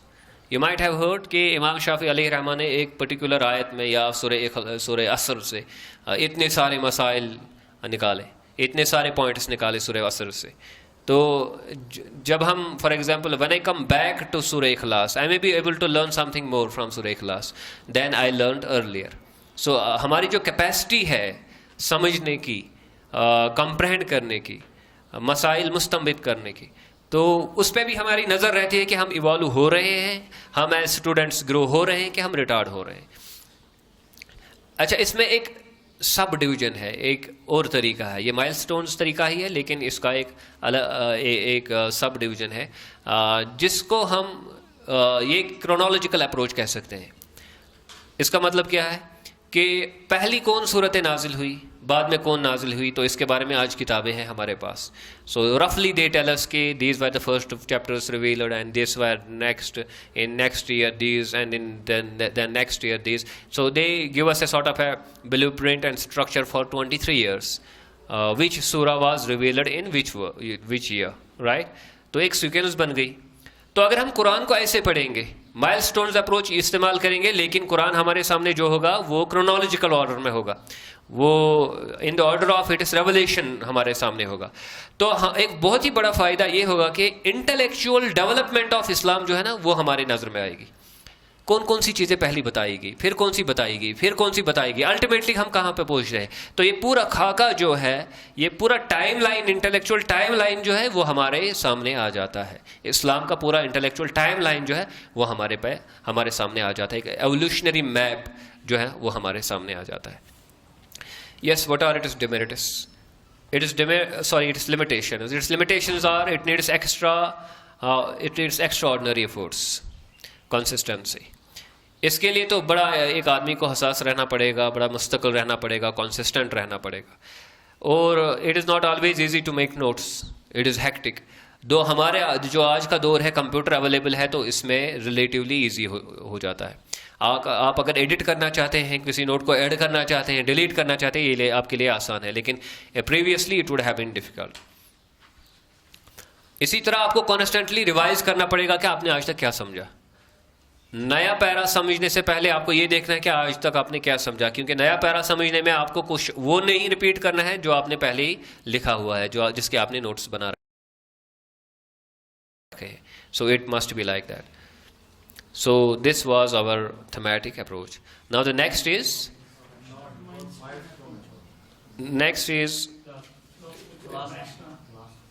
rational philosophical approach. Okay. इसमें आप क्या करेंगे rational और philosophical approach में? आपको ये देखना है कि कुरान की जो आयत आप पढ़ते हैं, जो स्टेटमेंट आपकी नज़र में अभी है, ये क्या है?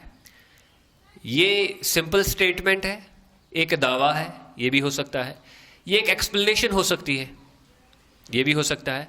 तो ये ऐसा भी पैसेज हो सकता है जो दो चीज़ों के दरमियान मुकाबला हमारे सामने करे, which will compare two things, whether it follows in as a statement, उस कैटेगरी में आप इसको रखेंगे, आप इसको एक्सप्लेनेशन में रखेंगे, आप इसको कंपैरिजन में रखेंगे, आप इसको कहाँ पे रखेंगे? तो अगर जो ये अप्रोच है कुरान को इस ढंग से, इस तरीके से पढ़ना, इसको हम रैशनल या फिलोसफिकल अप्रोच कह सकते हैं। क्योंकि फ़लसफ़े में तीन चीज़ें इंपॉर्टेंट है।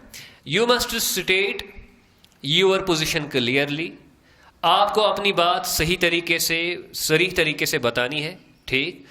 आपको इसके लिए एक्सप्लेनेशन देनी है, ठीक, और आपको इसको डिफेंड करना है, इसको कंपैरेटिव लेवल पे आपको डिफेंड करना है। ये तीन चीज़ें ज़रूरी है फ़लसफ़े में। तो अगर आप ये चीज़ें अप्लाई करके कुरान को स्टडी करने की कोशिश करेंगे, it becomes a sort of a rational और philosophical approach. Now you are looking for propositions in the Quran, you are looking for propositions, you are looking for explanations, you are looking for comparisons, all these things you are looking from the Quran. It makes it a sort of a philosophical approach to the glorious Quran, and it is one of the most wonderful approaches to the glorious Quran. Quran में है कि कुल who अल्लाहु अहद, Allah is one. But does it stop there? No. It also tells us why is Allah only one. It also tells us why is Allah only one. खुदा एक ही क्यों है, इसके लिए क्या दलील है हमारे पास? अल्लाह सुब्हानहू व तआला इसके बारे में बहस करते हैं कुरान में। तो फिर अल्लाह के एक होने, ठीक, और अल्लाह सच होने, और जो बाकी जिनकी इबादत की जाती है उनके बातिल होने की दलील भी कुरान में मौजूद है। जैसे कि ईसा अलैहिस्सलाम की इबादत की जाती है एज ए डीटी, एक माबूद की हैसियत से उनकी इबादत की जाती है, लेकिन अल्लाह सुब्हानहू व तआला कंपैरिजन देखिए अल्लाह खाता पीता नहीं, ईसा अलैहिस्सलाम तो खाता पीता था, तो एक कंपैरिजन तो आ गया ना, अल्लाह का ईसा अलैहिस्सलाम इन कंपैरिजन टू अल्लाह सुब्हानहू व तआला। या फिर इन्ना मसला ईसा इंदल्लाहि कमसली आदम खलक़हु मिन तुराब सुम्मा क़ाला लहु कुन फयकून। ईसा अलैहिस्सलाम की मिसाल तो आदम अलैहिस्सलाम की सी है, He is not comparable to Allah. He is comparable to Adam, peace be upon him. Adam alayhi salatu wassalam. तो सब चीज़ें जो है इकट्ठे these are present in the glorious Quran. And this is what makes it a philosophical approach. इसी तरह alcohol की बात कीजिए, शराब की बात कीजिए, खमर की बात कीजिए. तो शराब के बारे में अल्लाह सुब्हानहू व तआला क्या फरमाते हैं कि ये हराम है. रिज्सुम मिन अमल शैतान फज्तनिबू, तो इससे दूर रहो. तो अल्लाह सुब्हानहू व तआला ये भी हमें कुरान में समझाते हैं कि क्यों शराब हराम है. Why is it prohibited? तो one is statement, second is explanation of the statement, and third is comparison. तो फिर अल्लाह सुब्हानहू व तआला मुकाबला करते हैं जो खबीस अशिया है और जो अच्छी अशिया है, इनको सामने लाते हैं. तो हमें यह पता चलता है कि how we can defend our position against alcohol, right. How we can defend, we can put forward the example of water, we can put forward example of juice, fruit juices, and we can put forward example of meat, for example. It has benefits but not that very these detrimental impacts on human health, as is the case with alcohol. तो ये सब चीज़ें हम कुरान में पाते हैं. अब इसकी दलील क्या निकलती है कुरान से. कुरान, अल्लाह सुब्हानहू व तआला कुरान में फरमाते हैं कि शहर रमज़ान अल्लज़ी उन्ज़िला फ़ीहिल कुरान. तो उसके बाद क्या है, हुदल लिन्नास व बय्यिनातिम मिनल हुदा वल फुरक़ान. हुदल लिन्नास व बय्यिनातिम मिनल हुदा वल फुरक़ान. तो तीन औसाफ कुरान के बताए गए. एक तो हिदायत है लोगों के लिए, जैसे कि शराब मत पियो, एक अल्लाह की इबादत करो, ये तो हिदायत है. हम कहते हैं ना कि भाई आपके सर जो है आपको हिदायत देंगे, जब हम एक्सकर्शन जाएंगे तो इधर से चलो उधर से मत चलो, राइट. दिस इज हिदाया. हुदल लिन्नास व बय्यिनातिम मिनल हुदा. बय्यिना क्या हुआ, तफसील, मुबीन, जो कुरान का एक सिफत है. So it not only gives guidance, it explains the guidance. It takes the opportunity and chance to explain the guidance as well. Wal Furqan, and it also gives comparison. This is one of the arguments for this very approach that is present in Surah Al-Baqarah chapter 2 verse 185. Now this verse has a relationship with the first chapter of the glorious Quran. What does it teach us? Ihdinas siratal mustaqim. Oh Lord, give us what? Guide us on the straight path. Hada word was again used, and over there hudal linnas again used. Ihdinas siratal mustaqim, siratal ladina an'amta alayhim. Now the path of those on whom you showered your favors, right? So now it is not only guidance, it is also an example of guidance Allah subhanahu wa ta'ala is giving us. Allah subhanahu wa ta'ala is not only teaching us to adhere to Tawheed, He is giving us example of Ibrahim alayhi salatu wasalam. Right? So one is guidance, second is explanation of the guidance. One is a simple statement, second is it is practical elaboration. Then third is Surat al-Lazina an'amta alayhim ghayril maghdubi alayhim waladdallin. Now the story does not end with Ibrahim alayhi salatu wasalam. It also includes Namrud.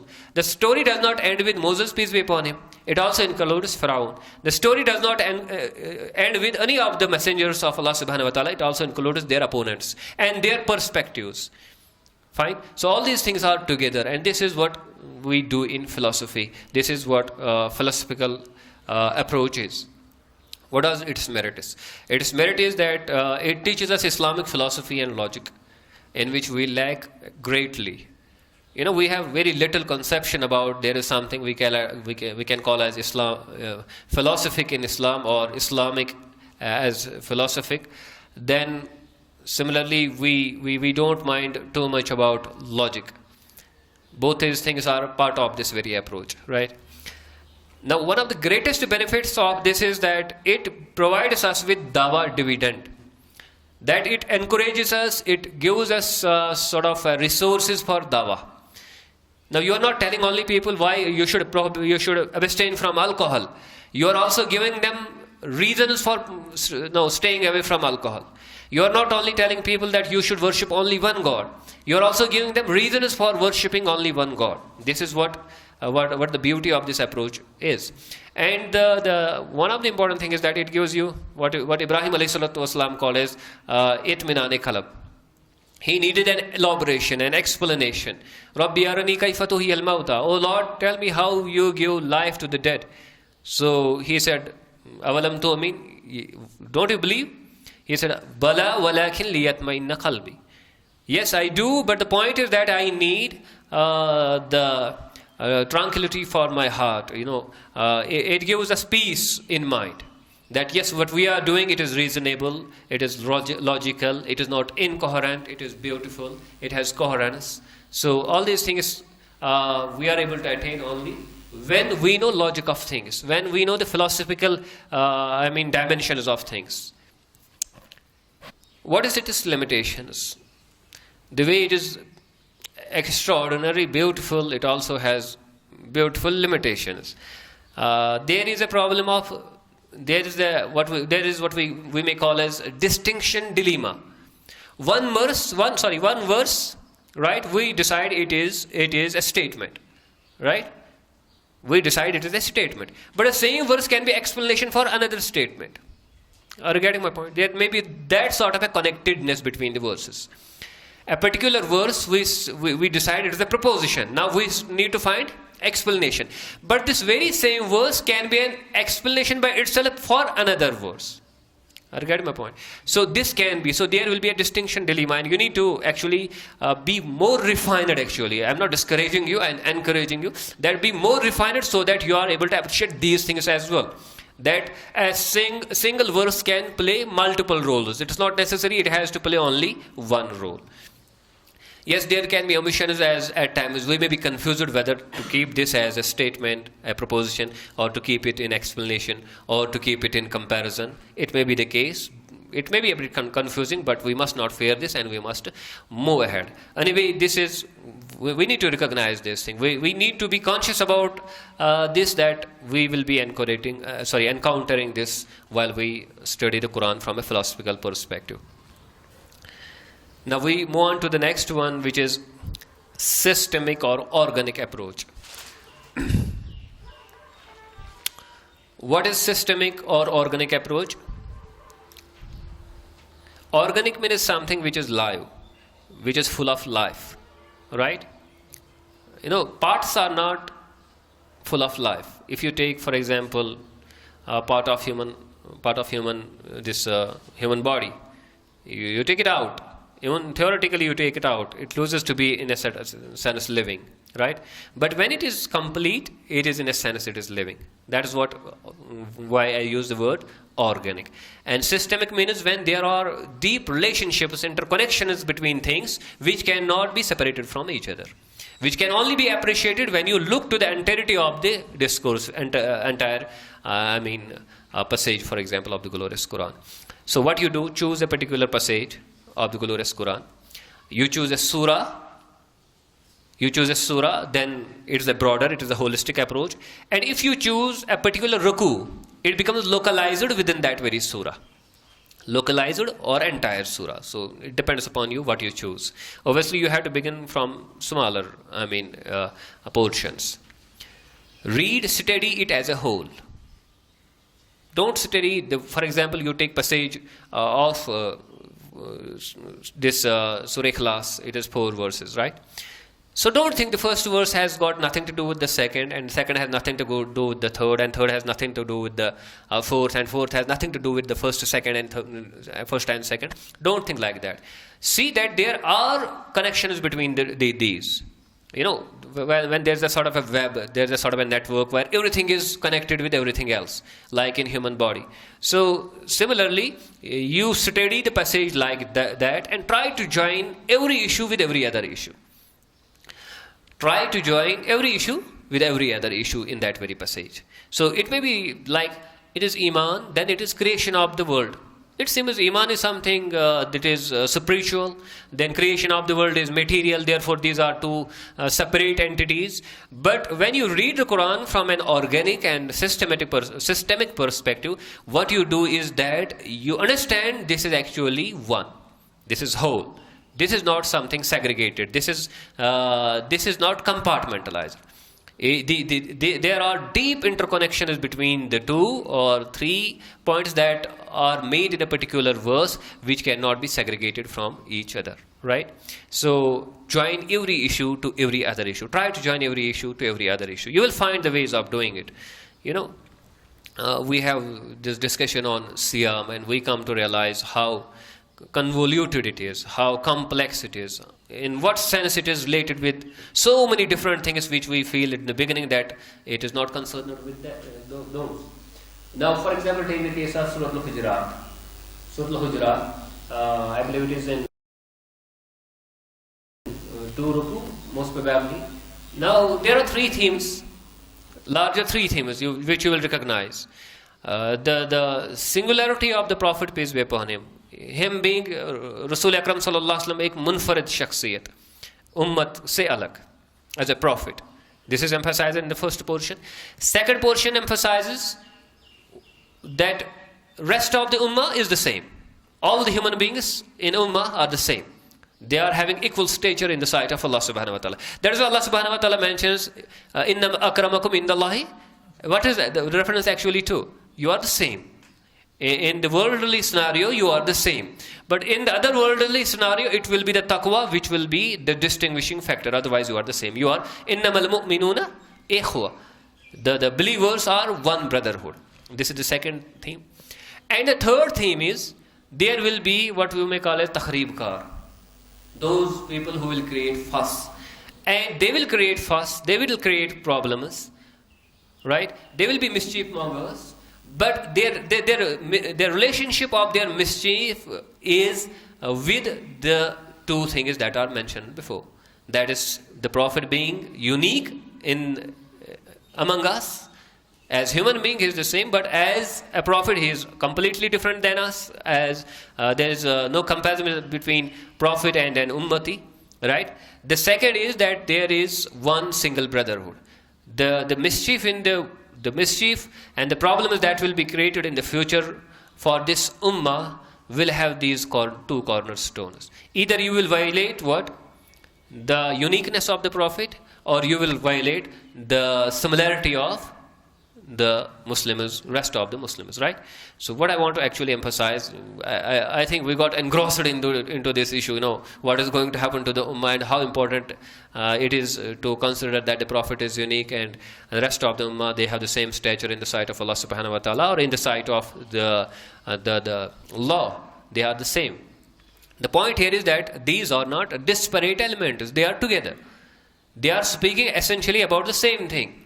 They are deeply interconnected. इनका ज़बरदस्त आपस में रिश्ता है, और इस रिश्ते को जो अगर हम एक पैसेज को अलग से पढ़ेंगे, दूसरे को अलग से पढ़ेंगे, तीसरे को अलग से पढ़ेंगे, और हम थीमेटिक अप्रोच में इनको लाएंगे, तो ये सब ब्यूटीज़ जो रिलेशनशिप्स है वो हमें नज़र नहीं आएंगे. Once you use the systemic and organic approach, then you come to realize that I have to read a particular passage of the glorious Quran as a whole. It is not just different compartments that are there.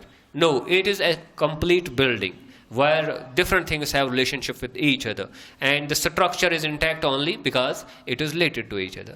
And I'm not taking something out of it and just making meanings which are not justified by the overall structure, in the context of the overall structure. Similarly, you can take the case of Surah Al-Ikhlas. All the verses are related with each other. They are not unrelated. What is the justification for this approach? The justification is that the Quran is full of wisdom. And Allah subhanahu wa ta'ala is Al-Hakim. He is wise. So everything Allah subhanahu wa ta'ala does, there will be wisdom. So when there are passages in the Quran, when there are passages in the Quran, and when you read 10 verses in a passage, they will be somewhere related with each other, right? And there will be wisdom in them. If we do not recognize that wisdom, it will be terribly unfortunate. So just because Quran is full of wisdom, we must recognize that all passages, the verses that are together, the themes that are together, the ruku that become part of the same chapter of the glorious Quran, there must be interrelationships between them, and they must be vital for our understanding of the glorious Quran. Then what are the merits of this what we call as systematic approach, or systemic or organic approach? It is comprehensive. One beauty in it, it is comprehensive. If you read, for example, first verse of Surah Al-Jummah, right, and leave the second verse, you won't be able to appreciate the beauty in the first verse. If you read the second verse and leave the first verse, you won't be able to appreciate the beauty in the second verse. When you read them together, you will be able to appreciate the beauty between both of these, because there's a relationship between them. I won't be elaborating upon that because that will take us a lot of time. But the point here is that it gives us a comprehensive picture of what? of different issues, or it is sort of, we call it sort of a city. Every surah is sort of a city, right? So it is a country with 114 cities. Quran is a country with 114 cities. Every city is more interconnected with each other, within each other. Within intra-city connections are stronger, right? Then there are relationships between cities, different cities. There are relationships, there are connections between these, right? What is lacking in one city is present in another city. If you feel too cold in Kashmir in winter, then you move to Jammu in winter. It is hot there, right? So same things happen when we take the Quran in its entirety as a one document. Then every surah as one sort of an organic sort of a unit, right? So this is beauty about it. So you get the niceties, complex things and subtleties, those things which are otherwise hidden, those get revealed to you. And it also helps you to understand other passages of the glorious Quran. Because somewhere you used the thematic approach. Once you learn a particular passage in its entirety, right? Now there are certain sub-themes in that. Now those sub-themes are related with other sub-themes in other, for example, chapters of the glorious Quran. You are able to find the connections. You are able to find the connection is over here it is related with these, over there it is not. How come? What is the issue? All these things you will be able to get once you do that. However, one thing is there, that we can never be certain whether we have acquired all the things. When we try to study a particular passage as comprehensively as possible, we may try our level best, but not necessarily we understand all things. We cannot say, no, I have understood this completely. That is not possible. So this is one of the important limitations of this, what we may call as systemic approach. Then we have the next approach is the practical guidance approach, or is issue resolution approach. Issues resolution approach. What is this approach? Look to the challenges faced by humanity, practical or intellectual challenges faced by humanity or particular groups. Look to those challenges. Collect relevant references from the glorious Quran about that challenge, right? Subdivide these into themes, sub-themes, like in definition of the thing we are talking about, like whether Quran says it is good or bad about this, what are the reasons given in the Quran whether it is good or bad, and what are its impacts on humanity, and what are the remedies and the policy with regard to that. You can do this, right? So you choose a challenge, you collect relevant references from the Quran, and then you subdivide those into sub-themes like definition, good or bad, reasons, impacts, remedies and policy. So, but in this way, you are doing what we may call as practical guidance approach. Practical guidance. You are facing a practical problem, whether it is intellectual or it is sort of a physical sort of a challenge. Take the case of poverty. Right? Poverty is an important challenge that is faced by we human beings. Poverty is a big challenge that is even in modern times. So, you have poverty, you need to define poverty. Whether poverty is good or bad, you need to decide that. So Quran will help you. Why poverty is bad? You must have reasons for that. Or if a thing is good, why it is good?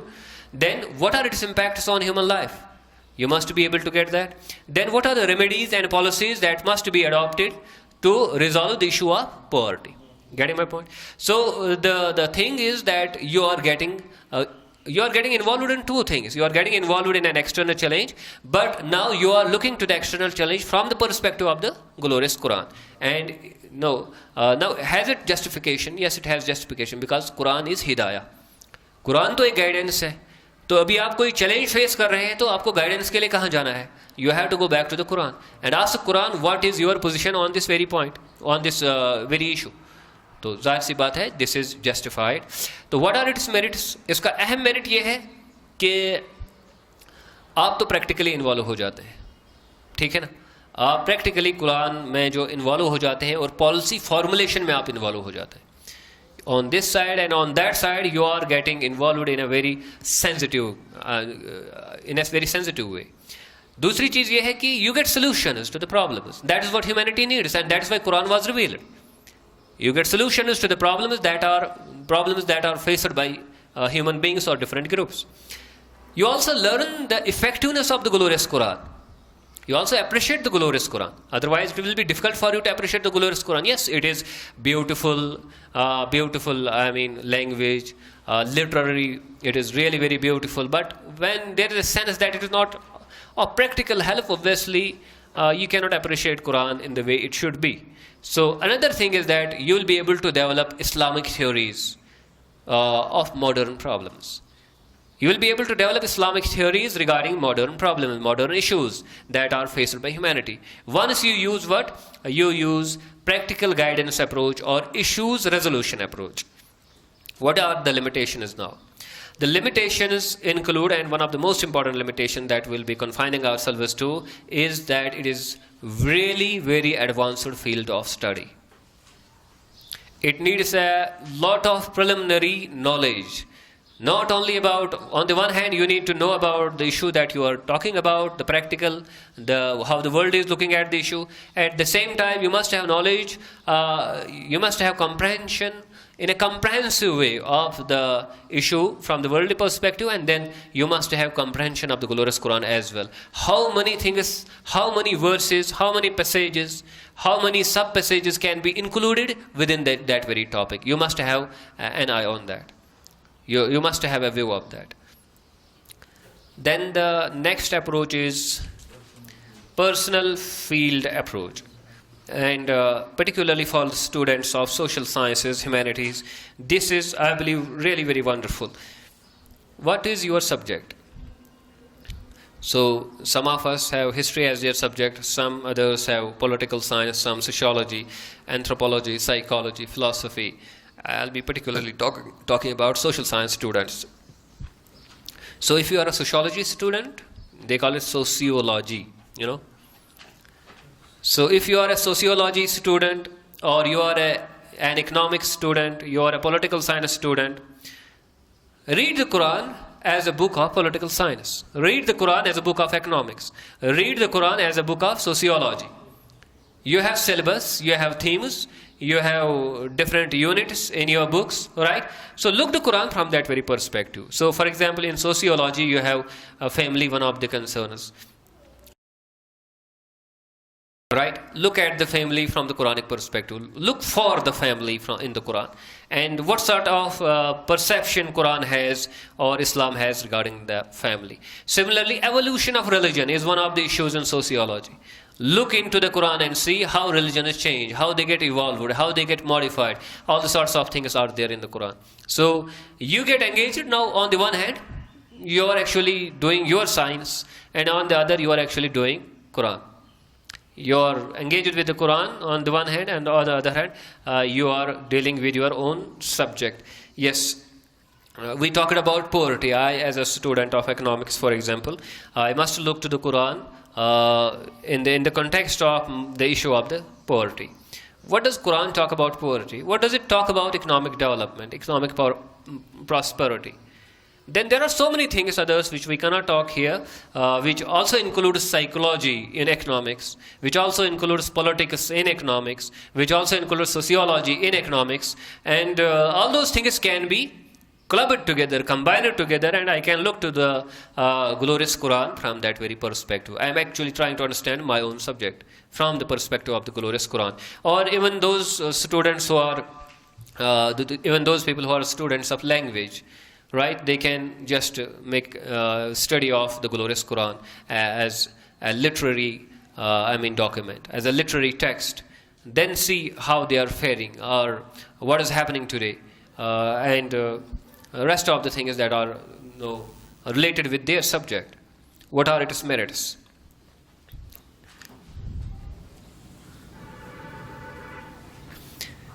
Now, yes, one thing, justification. Again, whatever is your personal concern, never think that it is not the concern of the glorious Quran. It can equally be the concern of the glorious Quran as well.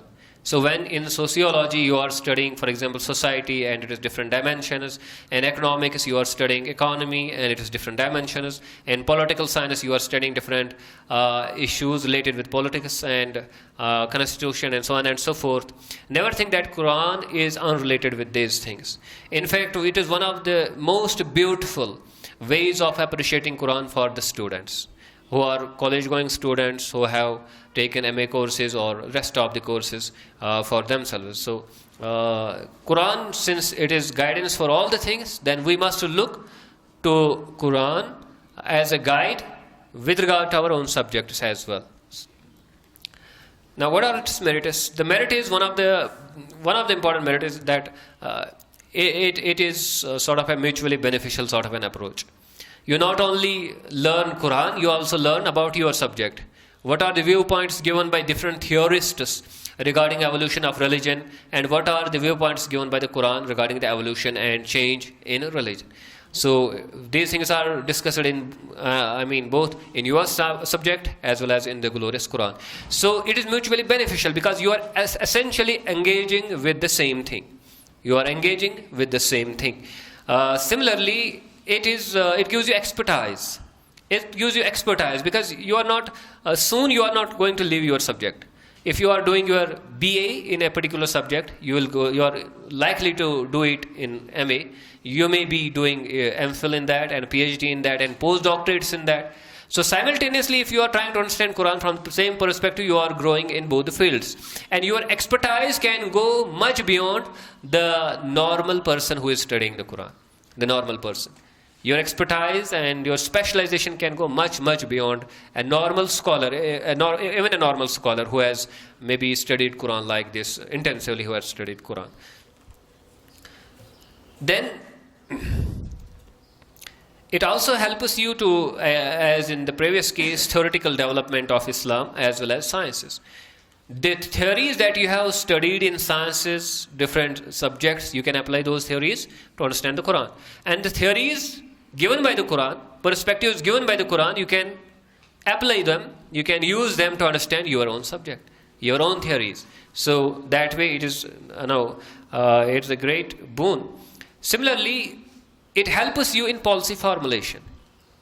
As a student of economics, for example, if I am told that what are the solutions for poverty, reduction of poverty, I can not only, for example, if it is possible, I can not only take certain clues and certain information from the mainstream economics, I can also use clues and information and perspective of the glorious Quran. So clubbed together, it can become better.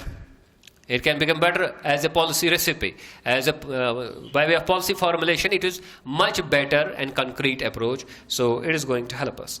Now the limitations are that it is largely limited to humanities, to social sciences, to literature and language subjects. So this is one of the limitations. Second thing is that you need to show consistency over the years. You must not stop somewhere. You must, as you are progressing in your own field, in your academic field in college and university, you can do the same with regard to the Quran. You must not stop somewhere. I think this is the last one now? Yes. Yes. Dialectic approach. And this is something philosophical, but we'll use it from a different perspective. Though it can be clubbed together with the philosophical approach, or part of it can be clubbed together with the philosophical approach. Why is dialectic? Dialectic, which it literally means conversation. It literally means conversation. So you have a sort of a conversation with the glorious Quran. You are talking to Quran. It is just like it's a person in front of you. So you have to do an imaginary personification of the Quran, then you have to talk to it, right? So what do we exactly mean by dialectical approach? What dialectic means actually? A philosophical method used extensively by Hegel. Now it would be difficult to be justified because it has been used by Hegel, but I will try my level best. Hegel and Karl Marx, in which contradictions are played against one another. In which contradictions are played against one another to arrive at the truth. Contradictions are played against each other to arrive at the truth. Right? Another way, when Hegel tried it, what he thought about it. He tried to demonstrate how contradictory जो मुतजाद मौकफ होंगे, so it necessarily needs not to be the same. What he says, how contradictory views can be reconciled and shown to be, in fact, different aspects of one underlying phenomenon.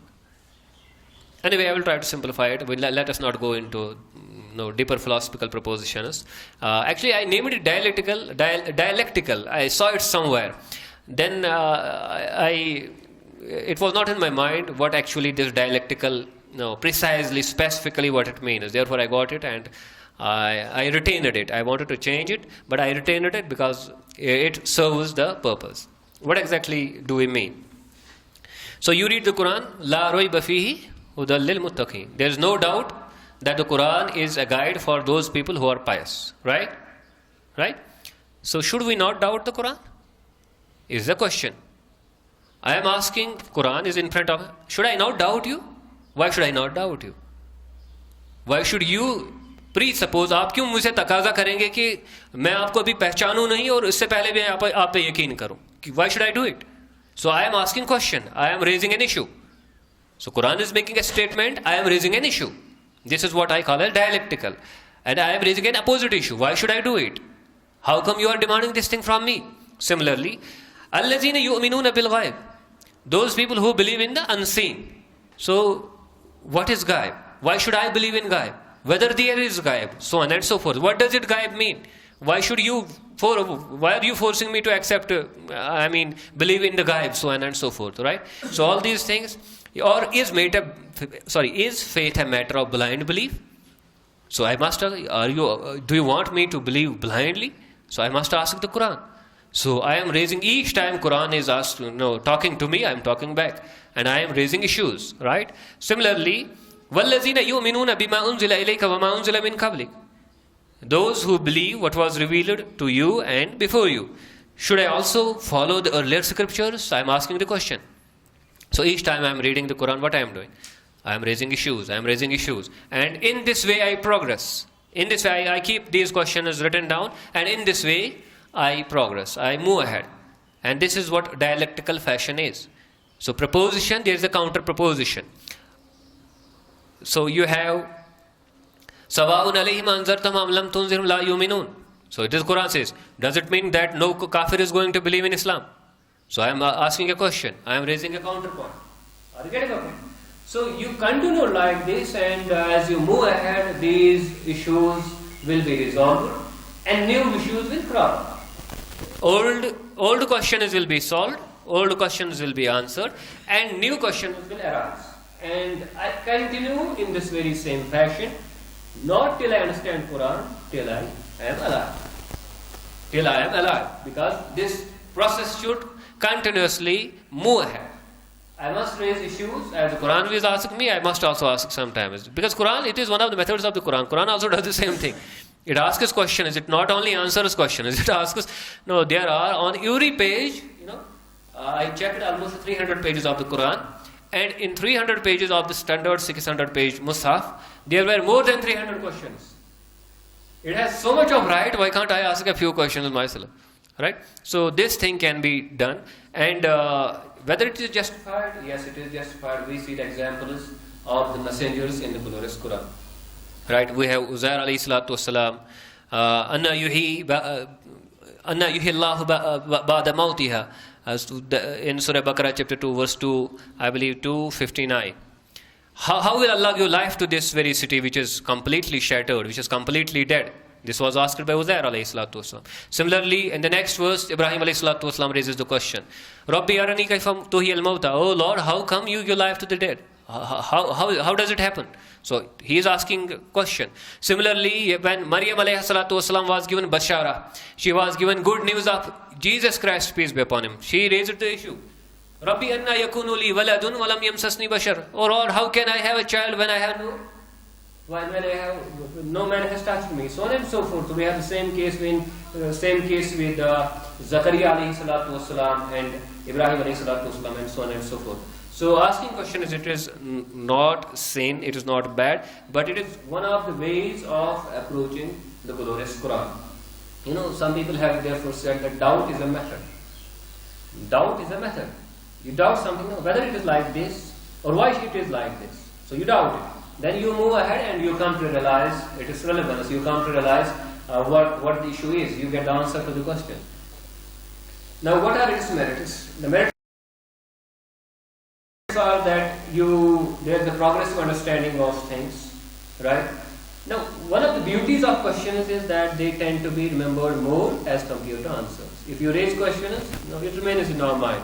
Even if you get answers don't remain that much in our mind as much questions do. Therefore, you become more conscious about the issues that are there in the Quran. And when you raise the issue, then only you are able to solve it. By reading the Quran, you are able to solve it. So the puzzle is solved. The more puzzles you are able to solve, the more you are able to appreciate the glorious Quran. And there are people among us who never raise a puzzle. Actually, there are puzzles, it is there in their heart, but they don't want to give vent to their puzzle. They don't want to make other people know about this. So what happens? They die with doubt. Those people who doubt, they die with yaqeen.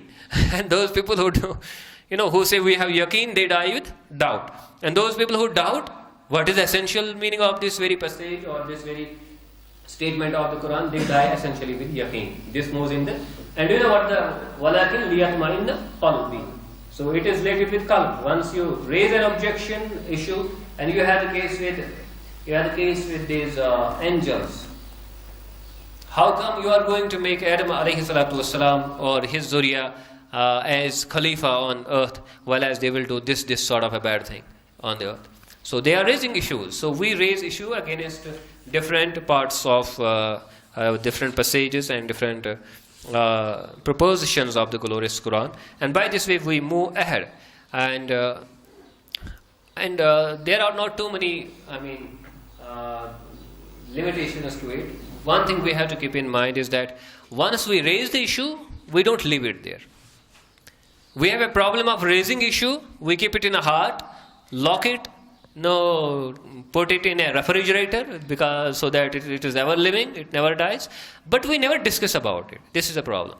So when you raise the issue, be after it. Go after it. Try to understand yourself in the Quran, or ask these questions to somebody who is fasal bihi khabira, ask the person who is knowledgeable in this respect. And in this way, this was the 10th approach, in this way we can understand Quran better. I hope that anyway, I have taken, I believe, 2 hours of yours. I hope that some justice has been done to the issue. We have discussed 10